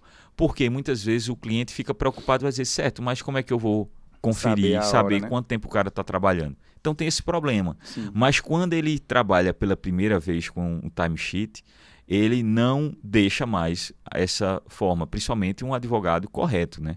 Porque o advogado vai apresentar um relatório informando tudo que ele fez durante o mês. Perfeito. E as horas de trabalho dele. E aqui, as horas. Quando ele vê que antes ele pagava 10 mil e depois pagou 5, Muito melhor. ele vai dizer, pô, gostei, entendeu? E aí o advogado pode dizer, certo, Fernando, mas se ele tinha condições de pagar 10, é melhor deixar um contrato de 10, em vez de chegar a 5. Certo, mas aí a gente vai para várias perguntas. Será que ele vai ter condições de manter esse contrato de 10 por muito tempo? Entendeu? Se é melhor um contrato de 5, mas sendo pago direitinho e durante todo o tempo, do que um contrato de 10, vai passar 2 meses, 3 meses depois, vai não tem mais, assim, né? Entendeu? Outra coisa, aquele cliente ali, já o cliente ele vai saber. Por exemplo, você cobrou 10 mil e não mandou relatório, nunca mais apareceu na empresa, ou só vai para tomar um café. Aí o empresário vai dizer, peraí, eu não vou pagar esse valor, acho que não precisa mais não. Agora, quando você trabalhou menos, mas aí o cliente pagou menos também, então ele vai dizer, não, vou manter, tá tudo justo, né? É o que eu tô pagando, tá dentro do meu orçamento, esse mês não teve tanto trabalho, no mês que teve mais trabalho, você vai ser remunerado proporcionalmente. O problema é que muitas vezes os advogados querem ganhar, os advogados não, mas em geral, né, os profissionais, querem ganhar muito, mas trabalhando muito pouco. Essa é a fórmula que todo mundo quer, né? Todo mundo, né? Mas não tem isso aí. Então, Sim. Às vezes você pode ganhar muito, trabalhar pouco, mas por pouco tempo. O que é que adianta? Eu prefiro trabalhar muito, ganhando muito durante muito tempo. Pronto, essa é a regra. E aí, Fernando, durante esse tempo no teu escritório, onde foi que surgiu? Porque tu não se separou da OAB nesse meio tempo dentro do escritório. Estava trabalhando no escritório. Sim, sempre. E também sempre ali dentro da OAB. Até porque a OAB é um cargo voluntário. Ninguém ganha nada com isso, né? Então, quem paga minhas contas é o escritório. Perfeito. E o interessante é que muitas pessoas também não entendem. Então, acham que, Fernando, como tu estava presidente da OAB, principalmente assim que eu assumi a presidência, muitos ligavam para mim, Fernando, quem você poderia indicar aí, um advogado, tal, etc. Eu disse, eu. Mas tu pode advogado? Devo. Posso, devo e quero e preciso, por conta, senão não pagar as contas. Se você é advogado e ainda depende de indicação, ou até mesmo não cresceu da forma que você esperava nesse ano, eu tenho um convite para você conhecer a nossa consultoria estratégica, onde a gente define canal de venda, produto jurídico e processo comercial. Aqui a gente escala escritório de verdade. Foram mais de 400 escritórios atendidos nos últimos anos. E se você quiser conhecer um pouco mais sobre a nossa metodologia, aqui na tela a gente tem um QR Code, onde você vai escanear e conversar com um dos nossos consultores. Vai lá! Com certeza. E aí, durante muito tempo, como que foi conciliar essas duas coisas, né? E também eu queria que tu falasse um pouco mais do que tu conseguiu trazer para a OAB Caruaru, né? Que a gente sabe que durante muito tempo as gestões anteriores... Tudo e muito mais. Trouxe tudo e muito mais. As gestões anteriores não foram tão boas, né? Assim, conversando com outros advogados e tudo mais. E realmente a sua foi a que sobressaiu nos últimos, mas aí eu posso afirmar, gentileza. 25 anos, né? Uhum. Então, assim, nos últimos 25 anos. Então, eu queria entender como que tu chegou até a OAB, né? Tu estava montando teu escritório, já estava fechando um contrato, estava crescendo na advocacia. E aí, onde veio isso aí de querer entrar na OAB? Na verdade, Caio, minha história na OAB, ela começa junto com minha advocacia. Porque quando eu resolvi abrir o escritório, né? Então, estava estudando para concurso, parei, abri o escritório, coincidiu de ser um período eleitoral. Como eu fazia parte do diretório acadêmico, representante de sala, sempre tive essa veia, nessa liderança, essa proximidade com a comunidade acadêmica, da advocacia, apesar de estar no início da advocacia, mas já conhecia alguns advogados, etc.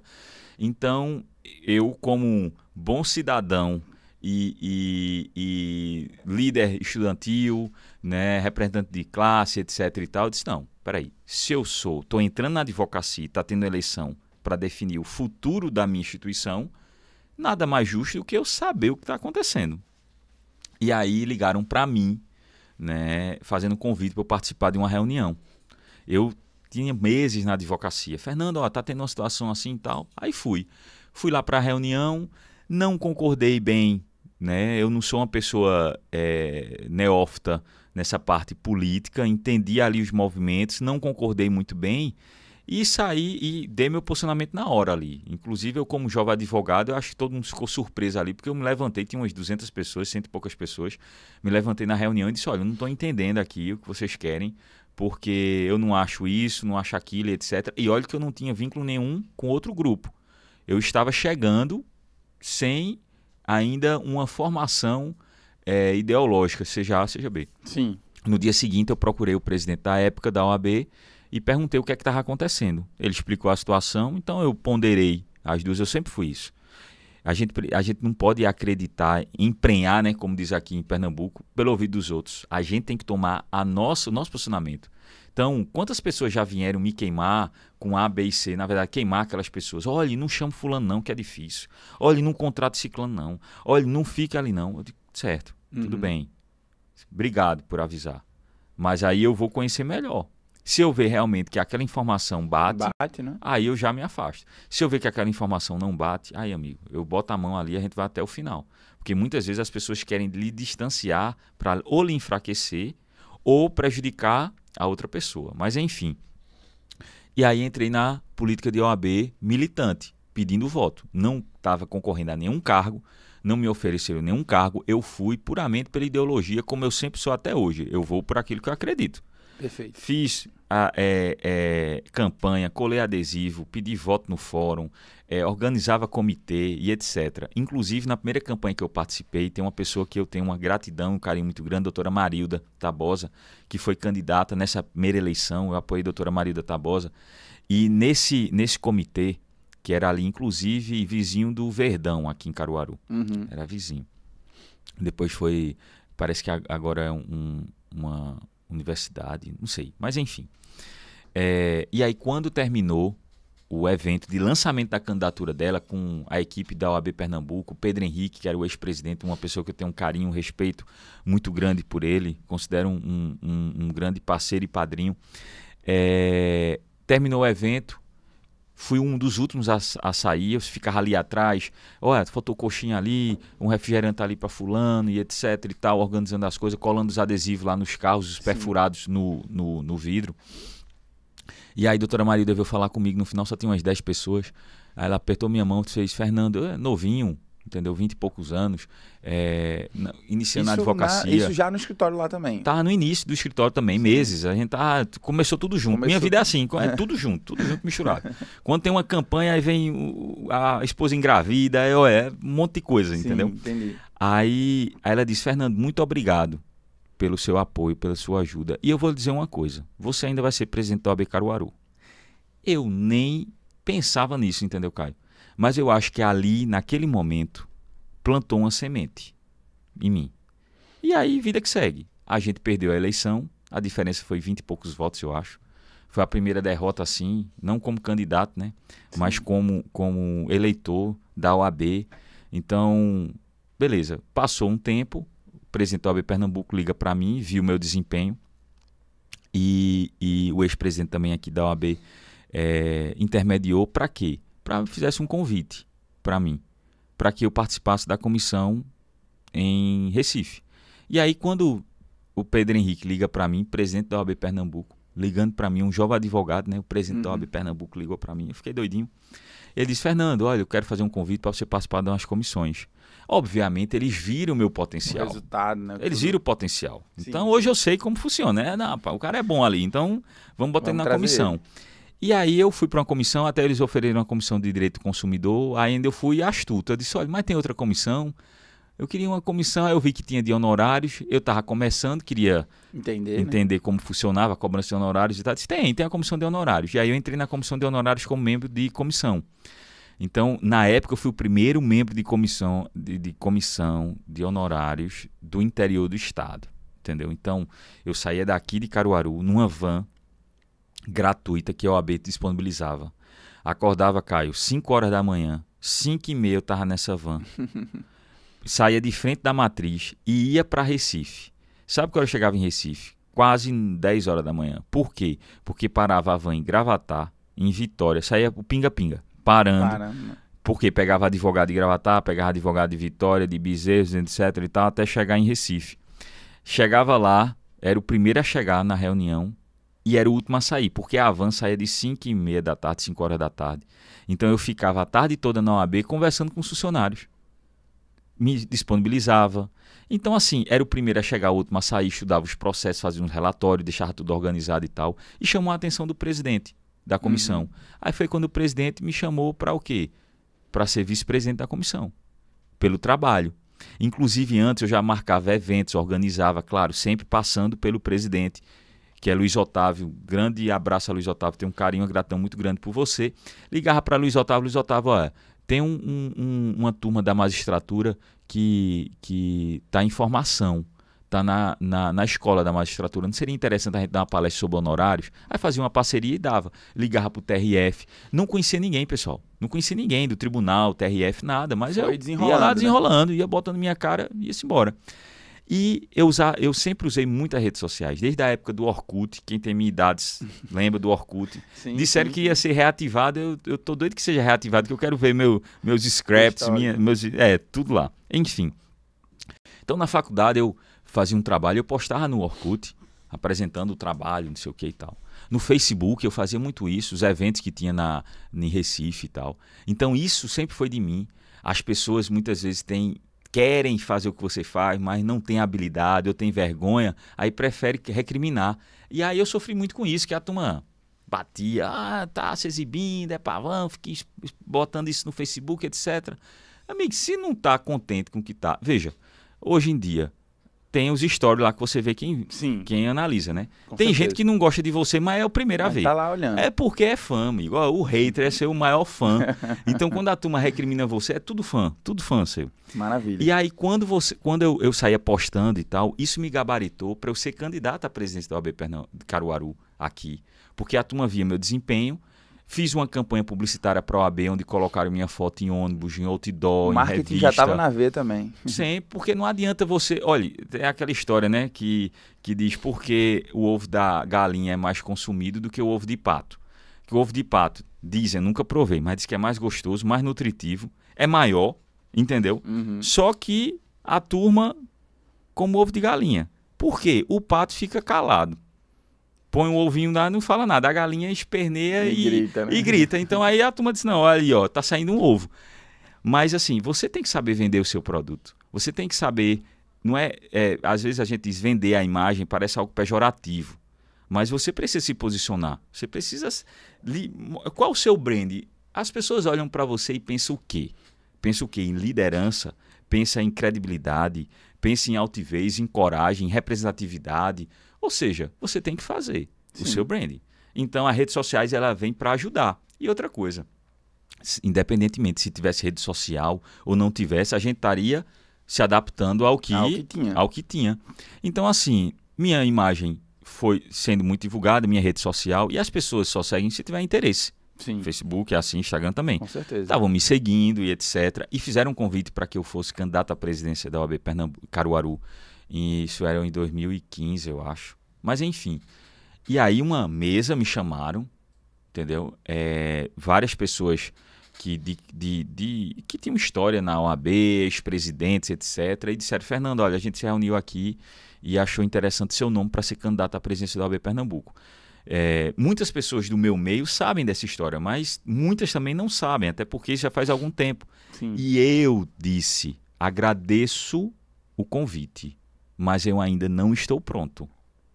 Porque eu sei, a gente precisa saber as nossas limitações. E aí muitas pessoas ficaram...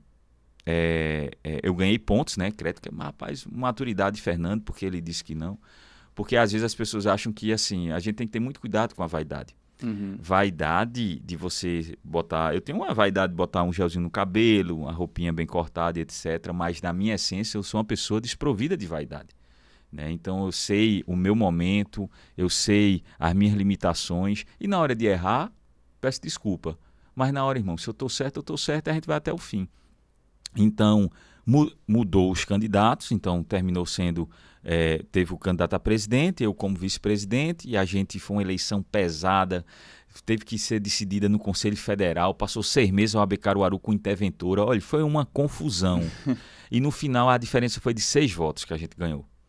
Enfim, ganhamos, assumimos como vice-presidente. Isso foi que ano? Isso foi em 2016. 2016. E detalhe, Caio, poucas pessoas sabem disso.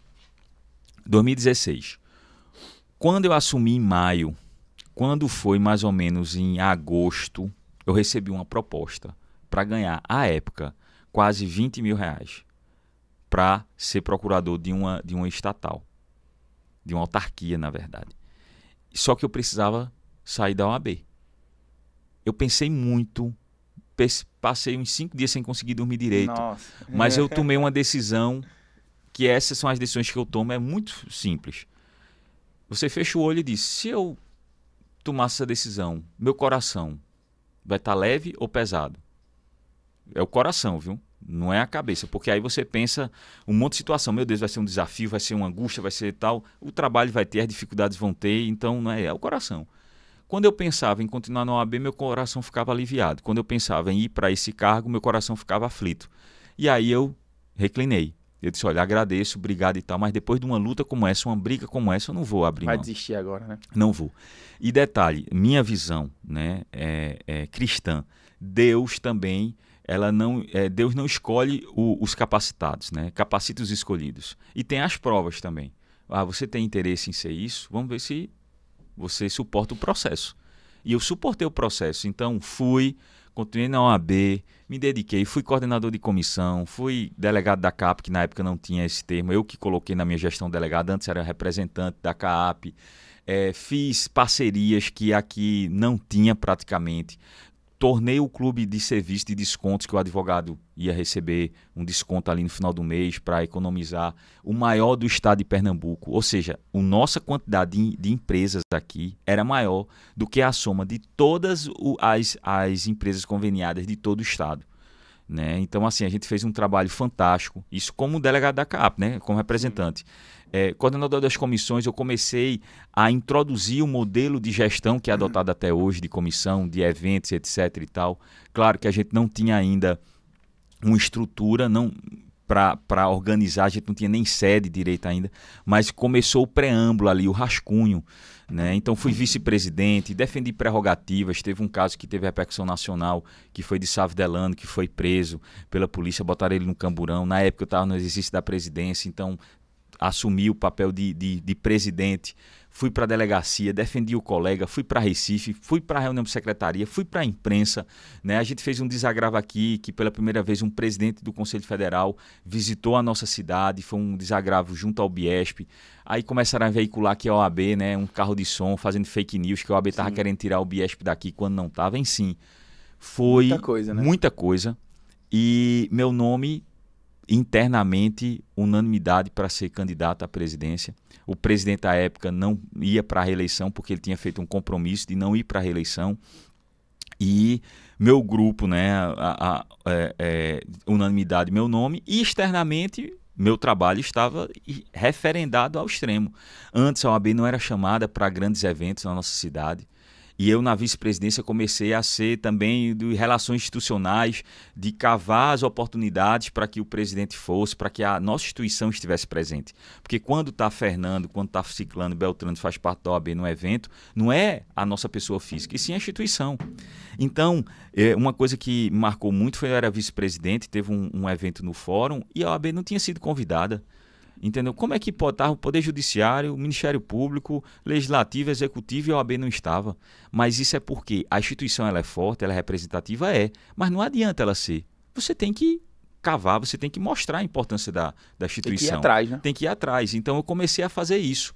Né? Então, assim, até eu brinco dizendo que na nossa gestão, por exemplo, seja um batizado de boneca a posse do prefeito, a OAB estava sendo convidada para tudo. Isso é representatividade, que é importante. Apesar de todo esse trabalho e de toda unanimidade, política é política, e a turma queria dar rasteira, que eu não fosse candidato, porque para alguns interesses, principalmente da capital, meu nome não seria talvez interessante para estar na presidência, mas Deus é muito bom. E eu lembro que até eu pensei em desistir, teve um momento que eu pensei sim em desistir. Porque é pesado, Caio. Você se dedica, você deixa seu escritório, você gasta dinheiro, você deixa convivência com sua família, entendeu? Mês de agosto, por exemplo, que é o mês do advogado, eu deixava de viajar com minha família. Aniversário do meu pai é dia 11 de agosto, entendeu? Quantas viagens meu pai fez, eu não pude ir porque eu estava no mês do advogado. Mas eu não ia por quê? Porque eu disse, olha, a advocacia me confiou para representar a classe, eu vou fazer o meu máximo. E eu fazia isso. Exame de ordem começou comigo mesmo, as visitas. Eu tive essa ideia da OAB visitar todo exame de ordem, os alunos. De 2016 a 2024, eu nunca faltei um exame de ordem, que é domingo. são salvo engano, três ou são 4 domingos por ano. Então eu sempre estava lá. Deixava muitas vezes, eu estava viajando sábado, eu voltava no domingo para poder estar de manhã no exame de ordem. Perfeito. Entra na sala, entregava chocolate na portaria e entrava na sala para dar uma palavra de incentivo, dizendo, olha, isso aqui é uma prova, vocês são muito mais importantes do que uma prova, a vida de vocês não é isso aqui não, aqui que faz parte, hoje vocês estão fazendo uma prova, amanhã é uma seleção de mestrado, doutorado, uma entrevista de emprego. Então, pessoal, tranquilidade, etc e tal. E a turma saía lá até hoje. Tava um dia no Hack Play mesmo em Recife, um advogado chegou e disse, doutor, ó, jurei lá, fiz o exame lá, hoje estou aqui, mas eu sou eternamente grato a você. Isso aí já pagou, irmão. Sim. Já pagou. Valeu Enfim, fui, me candidatei. Ganhou. Contra uma parte que estava querendo passar a perna, ganhei. Diziam que eu tinha uma rejeição muito grande, que eu era um nome pesado, que as pessoas não queriam, que eu aparecia demais. Ganhei com a maior votação da história da OAB Caruaru até então. Mais de 70% dos votos. Perfeito. Fui o mais jovem. Depois, na minha reeleição, ganhei com 87% dos votos válidos. Aí eu aumentei ainda a minha diferença. Fui chapa única, que há mais de 30 anos não tinha na OAB chapa única. Então isso mostra o quê? Veja, a força que tava. A força e o trabalho, amigo. Eu não acredito em outra coisa que não seja o trabalho. Entendeu? É trabalho. E, claro, a habilidade para você conduzir as situações. Construí a sede da OAB Caruaru em plena pandemia. Em 7 meses eu entreguei o prédio. Coisa que há 30 anos entra presidente, sai presidente. Todo mundo queria construir, isso é fato. Mas entre querer e fazer tem um abismo. Então usei um recurso que estava já estabelecido na conta, que estava de um presidente que tinha já presidido a OAB, né, que até foi o candidato que disputou com o Marilda Tabosa e que ganhou. Ele tinha conseguido uma parte dos valores. Enfim, uma parte eu usei, que era uma parte pequena, mas a outra a gente conseguiu do FIDA, da OAB Pernambuco, da CAAP. Veja, são várias mãos, né? E eu vou lhe dizer, teve gente que ajudou a gente aqui em Caruaru, não por gostar da gente, mas por interesse político. Teve gente também que fazia de tudo para prejudicar, para a sede não sair. Então a sede, se tiver um capítulo de 2 horas aqui de podcast, é sobre a sede. Falar, né? Então assim, as dificuldades foram inúmeras. Consegui porcelanato através de um estagiário que trabalhava numa empresa em outro estado e etc e tal. E a gente inaugurou com a presença da época da prefeita, à época e governadora atual, Raquel Lira, representantes do Legislativo, do Judiciário, o presidente nacional na época, Felipe Santa Cruz. Pela segunda vez a gente trouxe um presidente do Conselho Federal à nossa cidade de Caruaru, né? Então uma posse bem prestigiada, um evento muito bem prestigiado. E aí, Caio, na minha reeleição, eu mantive, qual foi o legado? É a estrutura, porque a gente tinha um prédio. Aí agora a forma de gestão. Então, aí eu comecei a estabelecer quem é assessoria de comunicação, financeiro, secretaria, atendimento, segurança, fluxo de processo, comissões, coordenador de comissão, como é que faz quando um presidente de comissão quer entrar num evento, o que é que ele tem que fazer, qual é o protocolo e etc. Questão de pagamento, despesa, em si. É uma empresa, é uma instituição. Com certeza, é outra. E outra coisa, com um valor absurdamente baixo de duodécimo, ou seja, R$5.000 para conduzir uma OAB, 5 mil que a OAB recebe da estadual para pagar as contas. A gente tem Caruaru e 16 cidades, mais de 5, 6 salas de OAB.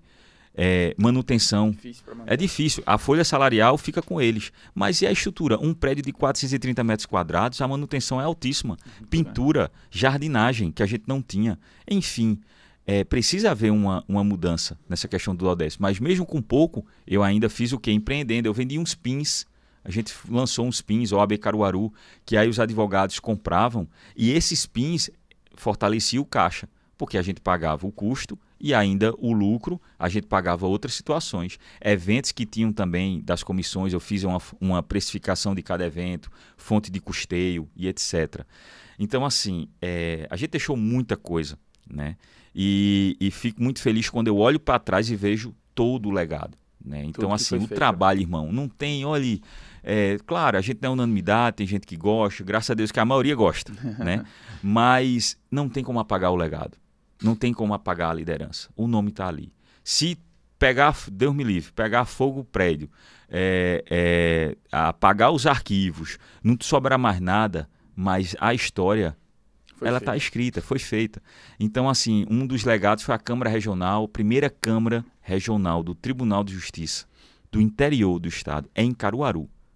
Não só do interior do estado de Pernambuco, é a primeira Câmara do interior do Brasil, que é o anexo do tribunal. Caruaru tem um tribunal, tem os desembargadores aqui.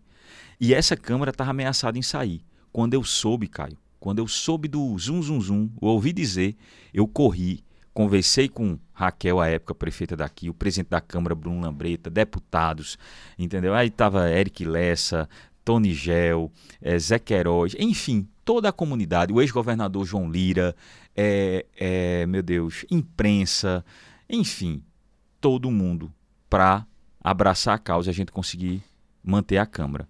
Inclusive a imprensa, que é uma matéria muito difícil, que não é muito palatável para o espectador, não entendia o que era aquela Câmara e etc. Então tive um esforço homérico para tentar traduzir e mostrar a importância para a sociedade que se impactar no comércio, na sociedade, etc.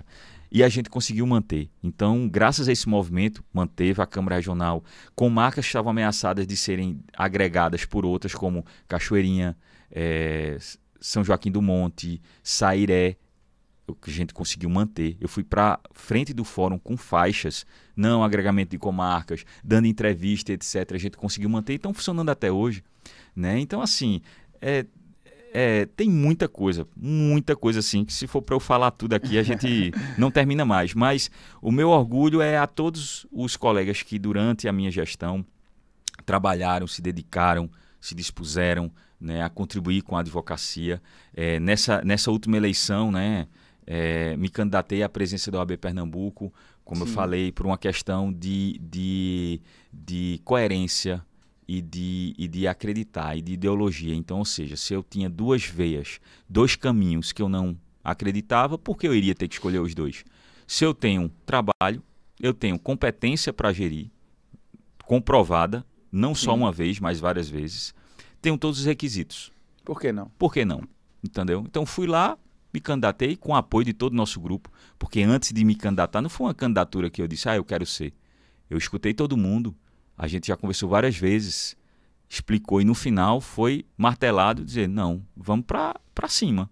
Show. A gente não depende da OAB para sobreviver, então vamos embora. E a gente fez isso de maneira racional. Obviamente, a minha candidatura não foi uma candidatura pensada há muito tempo, porque se tivesse pensado há muito tempo, já tinha saído antes, mas foi uma circunstância diante da situação. E a gente montou uma chapa sem dinheiro, sem apoio político, com a garra e com a coragem. Então, em pouco tempo, eu registrei a chapa no último dia do prazo, só tinha 30 dias para fazer campanha. Desses 30 dias, 10 dias eu tive que gastar, né, para organizar minha equipe, social media, identidade visual e etc. Toda campanha, e tal. Né? Toda campanha. Tive apenas 20 dias para fazer campanha, que sem recurso e sem espaço na mídia, porque muitas vezes os candidatos ficavam, como é que se diz, impedindo que outros blogs divulgassem a nossa chapa. Nas pesquisas não saía meu nome, já para ninguém tomar conhecimento, porque sabia do potencial. Quer dizer, se a turma souber, vai votar nele. Uhum. E mesmo assim a gente teve um desempenho fantástico, em pouco tempo, 20 dias só de campanha, mais de 1.300 votos. Pontuei em todo o estado de Pernambuco, em todas as subseccionais, Petrolina, Araripina, Oricuri, Petrolândia, Arco Verde, Serra Talhada. Ganhei em Caruaru, fui o mais votado aqui, fui o mais votado no contexto, seja estadual ou local também, eu tive o maior número de votos. Conseguimos fazer o nosso sucessor, que é Ranieri, que vem fazendo um belo trabalho, que foi meu secretário-geral, né, na gestão passada. Então, a gente conseguiu manter a nossa equipe, né, que trabalhou comigo na gestão anterior.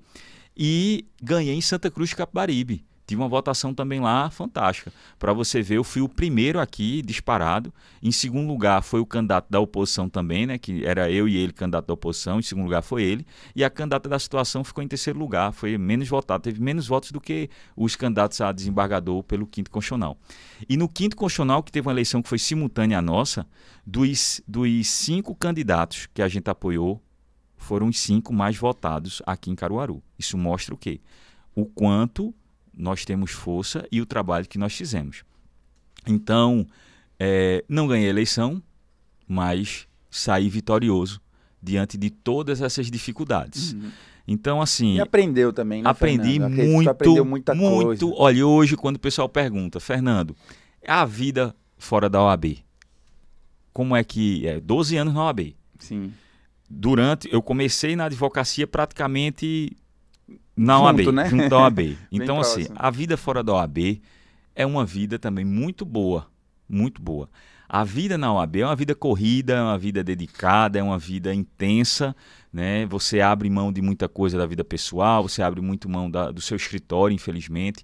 Dizer que não atrapalhou um pouco o escritório, eu estaria mentindo. Atrapalha sim, principalmente quem é do interior, né? Porque aqui a gente trabalha sim, a subsecção tem que botar a mão na massa, né? Então tem que fazer a coisa acontecer e ainda com pouco recurso. Então, se você quer fazer um negócio bonito e não tem dinheiro, você tem que correr atrás ou então gastar do bolso. Sim. Então, gastei muito dinheiro, botei coisas da sede da OAB Caruaru mesmo. Uma jardinagem eu tinha que botar do meu bolso quando não tinha dinheiro em caixa. Uma pintura, uma troca de alguma coisa, uma fechadura, etc e tal. Isso é um absurdo. Sim. Mas, enfim. E olha que a gente tem um orçamento de mais de 2 milhões. Mas nada passa por aqui. Vai diretamente para a seccional. E de lá vem o duodécimo. E hoje, fora da OAB, eu posso lhe dizer o seguinte. Primeiro, foi um aprendizado fantástico. A OAB me ensinou tudo sobre vida, sobre pessoas, sobre política, sobre tudo. Hoje, quando eu entro numa mesa de audiência, numa sala de audiência, eu já tenho uma visão diferenciada. Porque eu já sei ali, pelo olhar, o corpo fala. Comportamento, né? Pelo comportamento corporal, eu sei quem gostou de mim, quem não gosta, quem está intrigado, quem está chateado, quem não está num dia bom. Então isso é importante, isso a OAB me ensinou. Eu não sei se todo mundo que está na OAB vai aprender isso, mas pelo menos comigo, para mim, ensinou muito isso. Né? Então resiliência, paciência, né? Calma, né? E coragem. Você tem que ter muita coragem. Enfim. Hoje, minha atenção dedicada a meus clientes, a meu escritório, né? Tô no governo do estado. E agora é onde a gente vai entrar numa pauta bem bacana, tá, turma? Que assim, foi bastante tempo, né? Tá falando aí de 12 anos, né, na OAB, então acredito que para você também foi estranho no começo, né? Sair daquela rotina, voltar para a rotina nova. Sobre essa questão de ser estranho, eu juro a você, quando eu estava no meu segundo mandato, já minha reeleição, segundo mandato, quando eu venci chapa única, etc., meu mindset, eu já comecei a preparar minha mente para pousar. Show. Quando a turma dizia, mas para você ter noção, tem a galeria de ex-presidentes, né? Poucas pessoas sabem disso. Tem a galeria de ex-presidentes. Minha foto ainda não foi, não houve a cerimônia por conta que a gente ainda está definindo a data e tal. Mas a plaquinha de lá, eu já tinha mandado fazer. Com um período, que tal. Mas, Fernando, tu vai mandar fazer, e se tu for? Eu digo, eu não vou não, amigo. Eu já estou decidido. Teu tempo já deu. Meu tempo já deu. Aqui na OAB Caruaru, eu fiz o que tinha para fazer. Perfeito. Então, quando eu fui para estadual, porque eu vi o seguinte, eu acho que eu tenho como contribuir. E assim, se um dia, se tiver no plano de Deus, para mim, para minha família, que seja tudo que eu faço, eu coloco também na mão de Deus e que seja o melhor para mim, para minha família e para a instituição ou para aquelas pessoas que eu irei representar no futuro. Então, irmão, eu tenho coragem e tenho disposição para estar aqui. Também, se não for, Deus vai encaminhar e vai dizer, ó, seu caminho aqui é outro, etc. Mas hoje, voltado para o meu escritório, assim, graças a Deus eu não tenho que reclamar, a gente está aumentando nossa equipe, né? Isso que eu ia entrar no assunto o resultado agora. Cada vez maior e graças a Deus estou precisando porque também vem um menino agora, o segundo, verdade. Né? Então tu sabe como é, fralda é cara. Com toda certeza, com toda certeza. E, Fernando, assim, esses 6 anos foram, esses 12 anos foram bastante coisa, né? Muito, se a gente pudesse, a gente ficaria aqui 6, 7 horas e tinha muita coisa pra gente falar. Esse momento é realmente pra gente poder agregar o máximo e as pessoas saberem o que você fez e também agregar na vida do jovem advogado, daquele advogado que tá crescendo. E aí a gente entra aí é onde a gente entra no assunto, turma, de marketing. Além do marketing, também como que essa retomada agora, eu também quero que tu conte do teu case, né? Do case do escritório agora, Fernando Júnior. Antes era outro nome, eu quero que tu explique um pouco sobre isso. Porque assim, Fernando, eu acredito muito no marketing na advocacia, como você mesmo falou, cara, se você for nos Estados Unidos, advogado, ele tem outdoor, ele tem todo aquele trabalho de propaganda, porque mercantilizar não é algo pejorativo. Isso. Pelo contrário, mercantilizar é que mostrar que tem um mercado. E a advocacia, ela é um mercado que movimenta bilhões, né? Uma parte do PIB brasileiro é de serviços e serviços advocatícios. Hoje, a boa parte do PIB brasileiro, a maior parte é de serviços. O imposto pago pelo serviço. E o serviço advocatício está ali no meio. Então, como assim a gente não pode mercantilizar, né? Se tem mercado? E por isso que a E3 hoje, o nosso propósito, nossa jornada é ajudar esses advogados a democratizar, né? A mostrar para o advogado que tem um novo caminho, que antigamente, há 10 anos atrás, 15 anos atrás, como você começou, era mais difícil, pela facilidade, como você já explicou, que antes você competia com os grandes advogados. Hoje, um story te dá a possibilidade de pegar uma grande ação. Quando que isso era possível? De pegar um grande cliente, porque você foi lá, se posicionou, mostrou, colocou o mercado em movimento, tá? Se movimentou ali nas suas redes sociais e conseguiu pegar uma grande ação. E aí, cara, eu queria que você explicasse hoje como que tá essa retomada, tá? Como que tá sendo esses primeiros clientes, os clientes que já ficaram e esses novos clientes, quanto tu cresceu, o que tu tem implementado no teu escritório hoje, o que tu pode dar de dica hoje para o escritório continuar sempre crescendo aí para o advogado. Caio, tá sendo, graças a Deus, muito positivo, né? Então, assim, foi um período que durante 12 anos você termina deixando o escritório em segundo plano por conta do trabalho, mas, em compensação, eu acredito no trabalho bem feito e, com fé em Deus, a gente vai conseguindo desenvolver todos os desafios e as missões, né, que nos chegam. E agora, com a minha energia 100% voltada para o escritório, dos pedidos da minha equipe era o seguinte: doutor Fernando, vamos mudar esse nome. Antes era Souza Santos. E aí disse, vamos botar o seu nome, Fernando Júnior. Todo mundo chama quem é você, o Estado todo conhece, todo mundo chama pelo nome, Fernando e tal.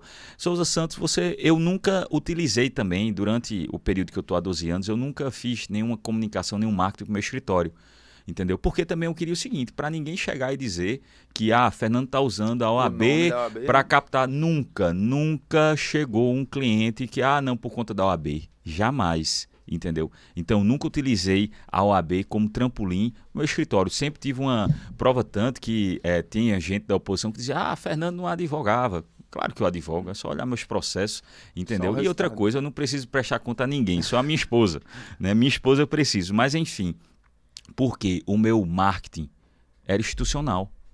A minha imagem, entendeu? Estava, obviamente, ligada à OAB, porque tinha sempre compromisso, entendeu? E assim, a rede social dá isso. O que é que você quer transmitir às pessoas? Você quer que transmita que você é um cara trabalhador esforçado, um cara que é herdeiro, ou um empreendedor de sucesso, ou uma pessoa fracassada, enfim. Maravilha. Vai a sua visão. Aí retornei para o meu escritório, né? Quando eu digo retornar é porque agora a dedicação é 100%, a energia é 100%. Então reformulei a equipe, contratei novas pessoas, a marca foi reformulada também, agradeço o pessoal também da Mendonça Comunicação, fez um excelente trabalho, reformulou, agradeço você também, Caio, a gente está com essa parceria também, né? Então muito frutífera, então parabenizo toda a sua equipe, um trabalho de excelência, controladoria, assessoria, então empreendedorismo. Desafio, né? Um novo desafio que, sinceramente, assim, está sendo muito tranquilo, muito empolgante, né? E outra coisa, o resultado ele é proporcional ao seu esforço. Então, agora a decisão, veja, quando você está num cargo de liderança e um cargo político, para você tomar decisões, você tem que saber tomá-las e tem que preparar o ambiente antes de tomar. Às vezes aquela decisão, todo mundo sabe que é uma decisão positiva, mas você tem que construir a decisão em coletivo para no final a decisão vir. Perfeito. Quando você está no seu negócio, você é que decide, irmão. Com certeza. Então hoje, se antes eu já tomava, graças a Deus, tive uma experiência, muito boas decisões, com todo esse trabalho em coletivo, imagina agora com toda a experiência tomando de uma maneira mais rápida, mais célere. Porque agora não depende de A, de B e de C, entendeu? Ou de algum recurso que venha de tal canto, etc. Depende só de mim, irmão. Então vou ter que correr. E aí a gente investindo na parte de mídia social, design, tecnologia, inteligência artificial, sistema, tráfego pago. Enfim, o escritório é um mundo de coisas que tem para fazer. Né? E eu amo isso, espero morrer advogado, entendeu?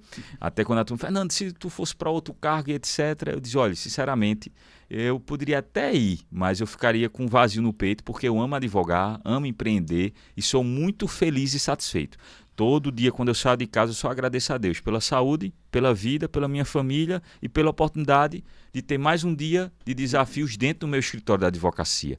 Né? E agradecer a toda a minha equipe, né, que trabalha comigo, Yara, Yolanda, Guilherme, Lara, enfim, uma turma boa que está ali se dedicando. Né? Tem Daniel Rivas, um grande parceiro meu, um cara fantástico. Enfim, além tem as parcerias. Com certeza. Então, o diferencial também hoje do escritório é o seguinte, Fernando, eu estou com um caso aqui que ninguém resolve.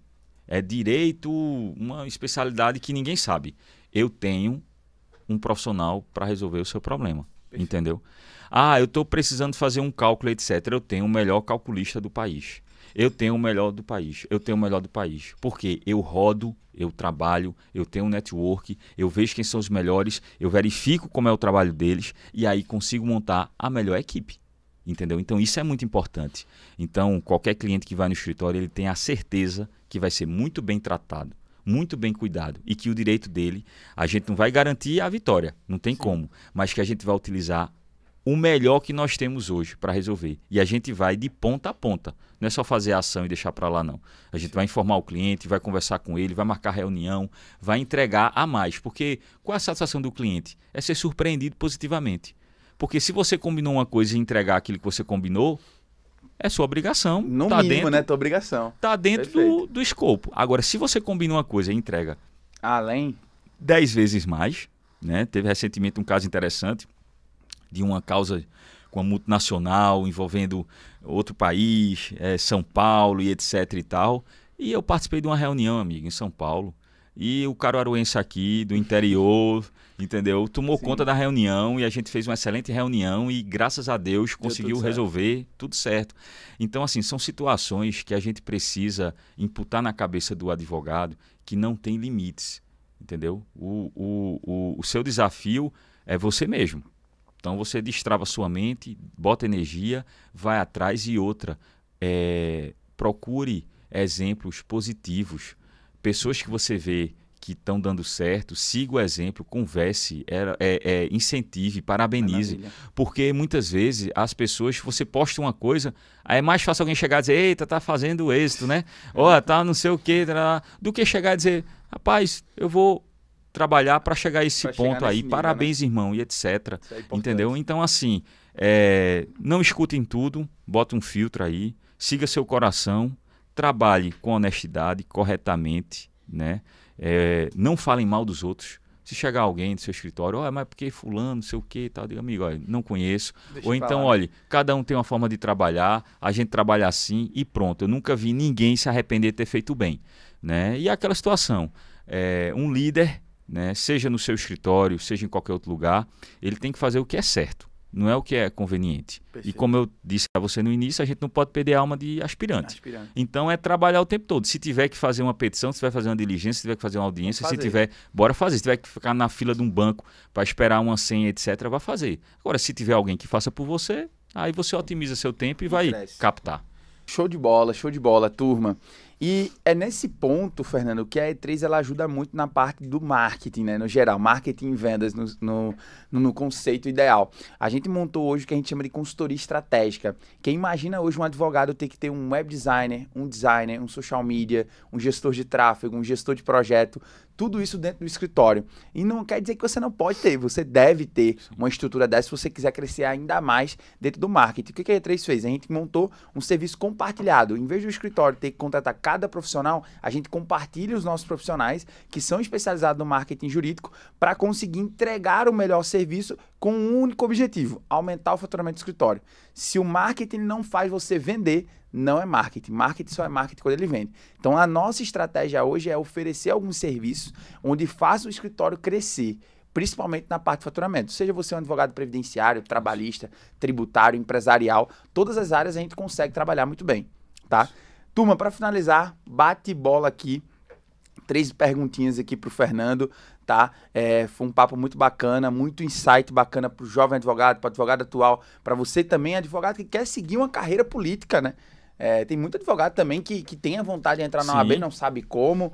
E isso é muito importante, ter essa história na verdade, superação dos desafios. O pessoal não achar que tá na OAB é mil maravilhas, né? Tem seus desafios com toda certeza, tá, turma?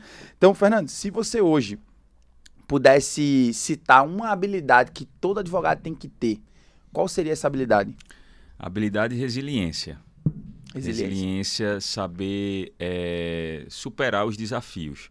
Porque, como eu falei durante a nossa entrevista, as dificuldades, elas aparecem o tempo inteiro, né? E a gente não pode, na primeira dificuldade, baixar a cabeça e desistir.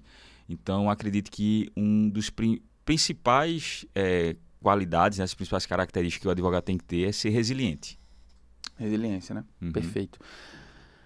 Hoje, o que você acredita que precisa mudar na advocacia atual? Se você fosse citar uma única coisa, o que você melhoraria na advocacia atual?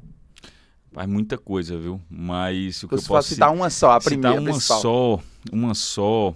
Olha, tem desde a valorização da advocacia, as dificuldades. Eu não tenho como citar só uma, mas e como ex-presidente, sabendo das dificuldades, mas melhorar a questão da valorização da advocacia, a questão de avitamento de honorários, violação de prerrogativas, infelizmente as dificuldades que todos nós advogados temos no dia a dia da profissão, porque de toda forma não existe hierarquia entre as partes, entre promotor, juiz, delegado, etc. Mas na prática a gente sabe das dificuldades que todos temos, entendeu? Apesar de que tem uns que têm mais do que outros, mas no final as dificuldades são presentes. Essa questão que a gente falou do empreendedorismo na advocacia, o regulamento, isso, né? O regimento, as normas, as resoluções são ainda muito arcaicas, travam muito, né? Então a gente precisa ter uma nova visão de profissão, né? E principalmente do papel da advocacia nas redes sociais, essa questão de publicidade. Então, assim, tem muita coisa a ser feita, Caio, na advocacia, mas a gente precisa de fato que os jovens advogados, os advogados experientes saiam de sua zona de conforto e venham para a instituição, né, para querer fazer parte e tentar transformar isso. Agora, inclusive eu me coloco à disposição para quem tiver interesse, pode falar comigo, entre em contato na minha rede social, Fernando Júnior ADV, manda um direct, eu vou ter o maior prazer de conversar com vocês. Eu já tenho um manual, vai dizer, como é que chega a presença da OAB? Eu vou fazer uma mentoria para dizer, olha, chega dessa forma. Não tem erro, né? Agora você tem que se dedicar, você realmente tem que gostar disso e a gente está precisando de boas pessoas para transformar a nossa realidade, né? Mas assim, tem muito trabalho para a gente transformar a nossa advocacia. Um dos pontos principais são esses. Maravilha. Cara, e se você, Fernando, deixou o nosso mundo, qual seria a frase que você deixaria para... Aquela frase que você deixaria no Times Square, onde todo mundo ia ver assim, pô, lembrei de Fernando. Rapaz, se eu soubesse que vinha essa pergunta, eu tinha me preparado. Rapaz, poderia colocar que é uma pessoa que, como minha mãe sempre fala, né? Que mais importante do que dizer o que pensa é defender aquilo que você acredita, né? Ou então aquela outra bíblica também, que combati o bom combate e guardei a fé, né? E ao mesmo tempo, assim, aqui está alguém que deixou um legado, entendeu? Ou seja, eu não passei despercebido, né? Eu acho que é isso, a gente tem que deixar o nosso legado, se posicionar e mostrar para que veio. Com certeza, no final a gente não sabe quando é o dia da nossa partida, mas uma coisa é certa, eu sou inesquecível. Não tem com ninguém que passou perto de mim e disse, não conheço Fernando, não. Quem cruzou comigo, entendeu? Das duas, uma. Ou vai gostar muito de mim, ou então, irmão, vai ser o hater, que é o frustrado que queria ser, mas que infelizmente não consegue, porque está na essência. Fernando, agora para finalizar, cara, hoje você percebe que o mercado vem mudando bastante e a nossa empresa, ela tenta seguir o que o mercado pede. A gente segue o provimento 205/2021, a gente sabe a importância desse provimento, a gente sabe que poderia ter melhorias para o próprio advogado, né? Hoje, qual o papel que você enxerga, repetindo aqui a pergunta, qual o papel que você enxerga na E3 nesse avanço da advocacia? Caio, eu acredito assim que o papel da E3 no escritório é essencial, é muito importante diante de todo o trabalho que vocês fazem. Você bem falou aí sobre o portfólio de vocês. Eu acredito que hoje um escritório da advocacia que não esteja no digital, ele está fadado ao fracasso, entendeu? Ele vai ser engolido por outros escritórios, da mesma forma que o escritório que não tem inteligência artificial, da mesma forma que o escritório que não sabe utilizar as ferramentas de gestão, né? Então, ou seja, a advocacia hoje é outra. E a gente precisa se adequar. Então, assim, deixe de ter a vergonha, né? Ah, não, eu não sou bom de rede social. Comece, eu vi, inclusive, alguns vídeos recentemente de colegas e etc e tal, que, claro, é um início. Ninguém começa pronto, ninguém começa bom, mas tem que começar, né? Isso que eu sempre usei na minha vida, é começar, irmão. Bote a cara e aí, aos poucos, você vai se aperfeiçoando. Muitas vezes você quer, não, só comece quando eu estiver preparado. Meu amigo, se fosse desse jeito, eu não estava nem aqui. Eu não tinha nem sido advogado, não botava nem meu escritório, porque eu não estava preparado. Né? Então a gente precisa ter essa coragem, né? Esse pioneirismo, essa altivez, esse espírito empreendedor, dizer, eu vou me permitir, entendeu? Ah, mas se eu sair agora na internet e alguém vai falar, eu nunca vi ninguém de sucesso dizer, não, eu fiz aqui o que todo mundo queria que eu fizesse. Não, irmão. A manada, a maioria, ela não vai torcer para que você dê certo.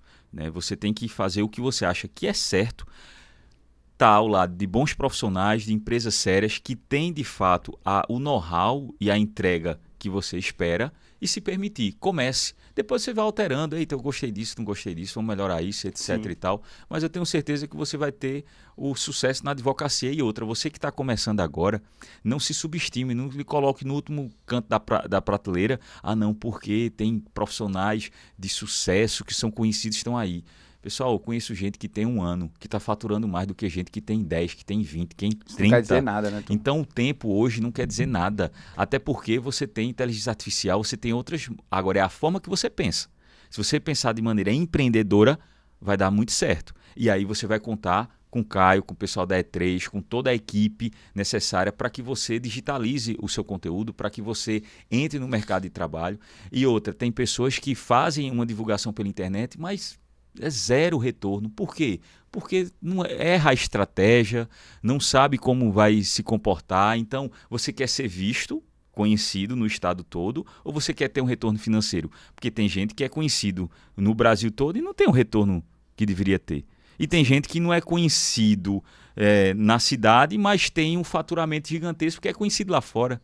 Perfeito. Né? Então, são esses pontos aí que eu tenho certeza que Caio aí vai ajudar com toda a equipe. Show, show. Fernando, para a gente finalizar, quais são os próximos passos do escritório Fernando Júnior? O que o Fernando está pensando para o futuro? Aí é segredo, aí é segredo. Se puder abrir um pouco aqui para tu. Aí é segredo, mas veja, os próximos passos é cada vez mais ter um crescimento sustentável. Você cresceu 600% né? esse 600%, ano. então, ou seja... 600%. A gente, a cada 3 meses, a gente está conseguindo aumentar 300%, então 100% por mês, então está sendo algo fantástico. E que esse crescimento ele seja sólido. Né? Então eu sei que essa questão de crescimento pode crescer 600% agora, aí mês que vem crescer 1000%, ou mês que vem não crescer nada, ou reduzir um pouco. Isso faz parte do empreendedorismo. O importante é você ter algo orgânico e sólido. Né? Você tem que ter esse controle e aí sempre pensar em novidades. Então, que os próximos passos é que o escritório cresça cada vez mais, que a gente ofereça o melhor não só para os clientes, mas para todo mundo que trabalha no escritório conosco, que a gente consiga ter um alcance não só aqui no estado, né, mas fora do estado também. E, se Deus quiser, abrir unidades em todo o país e, de repente, ser reconhecido como o maior advogado do país. Isso é um sonho. Né? Então, ou seja, se vai acontecer ou não sei, mas a meta é essa. Se a gente não conseguir ser o maior do país, aí pelo menos a gente é o maior da região, o maior do estado, enfim. Eu acredito que sonhar não é crime, né? Ter objetivos sólidos, objetivos honestos, íntegros, não é crime. Então a gente precisa de fato ter essa essência de empreendedor, de crescer no segmento, sem passar por cima de ninguém, né? Sem precisar passar por cima da sua moral, daquilo que você acredita, que a melhor coisa do mundo é você chegar em casa, dormir sua cabecinha no travesseiro e dizer, estou despreocupado. E no final Deus vai se encarregando também de toda essa caminhada e agradecer, obviamente, a minha esposa, minha família, que essa é a base. Se você não tem uma base sólida, irmão, você não tem como crescer em canto nenhum, né? Se você não for uma pessoa, eu não acredito também, Caio, e aqui mando um beijo para minha esposa, né, para o meu filho, para os meus filhos, que está na barriga dela, para toda a minha família, para minha irmã que está fazendo aniversário hoje, né, mas eu não acredito em pessoas que não sejam coerentes. Então, ou seja, se você é uma pessoa que passa a perna no seu amigo, que passa a perna na sua esposa, então você vai fazer a mesma coisa com seus clientes, você vai fazer a mesma coisa no seu ambiente de trabalho. É coerência. Ou você é, ou você não é. Então, quando você tem uma base sólida, você é um amigo leal, você é um esposo fiel, você é uma pessoa que preza pelos bons costumes, a sua caminhada profissional, ela vai seguir essa coerência. Não tem como você dizer, não, eu sou um cara honesto em casa, mas no trabalho eu não sou. Não existe, ou vice-versa, tem que ser coerente. Então, a todos os meus amigos também, mando um abraço a todos os meus amigos fiéis, leais, que gostam de mim, muito obrigado, né? Aqueles também que não gostam, obrigado também, porque vocês me incentivam a ser cada vez maior, melhor e etc. E agradecer a você, Caio, parabenizar, você é um cara fantástico. Desejo todo sucesso para você, conte comigo, o que você precisar, a gente sempre está junto nessa caminhada aí, e quem faz o bem, colhe o bem, e vamos nessa que o sucesso é uma questão de tempo. Perfeito. Escutem esse nome, tá, turma? Vai dar o que falar muito ainda nos próximos anos. Fernando Júnior, esse foi um grande episódio. Valeu!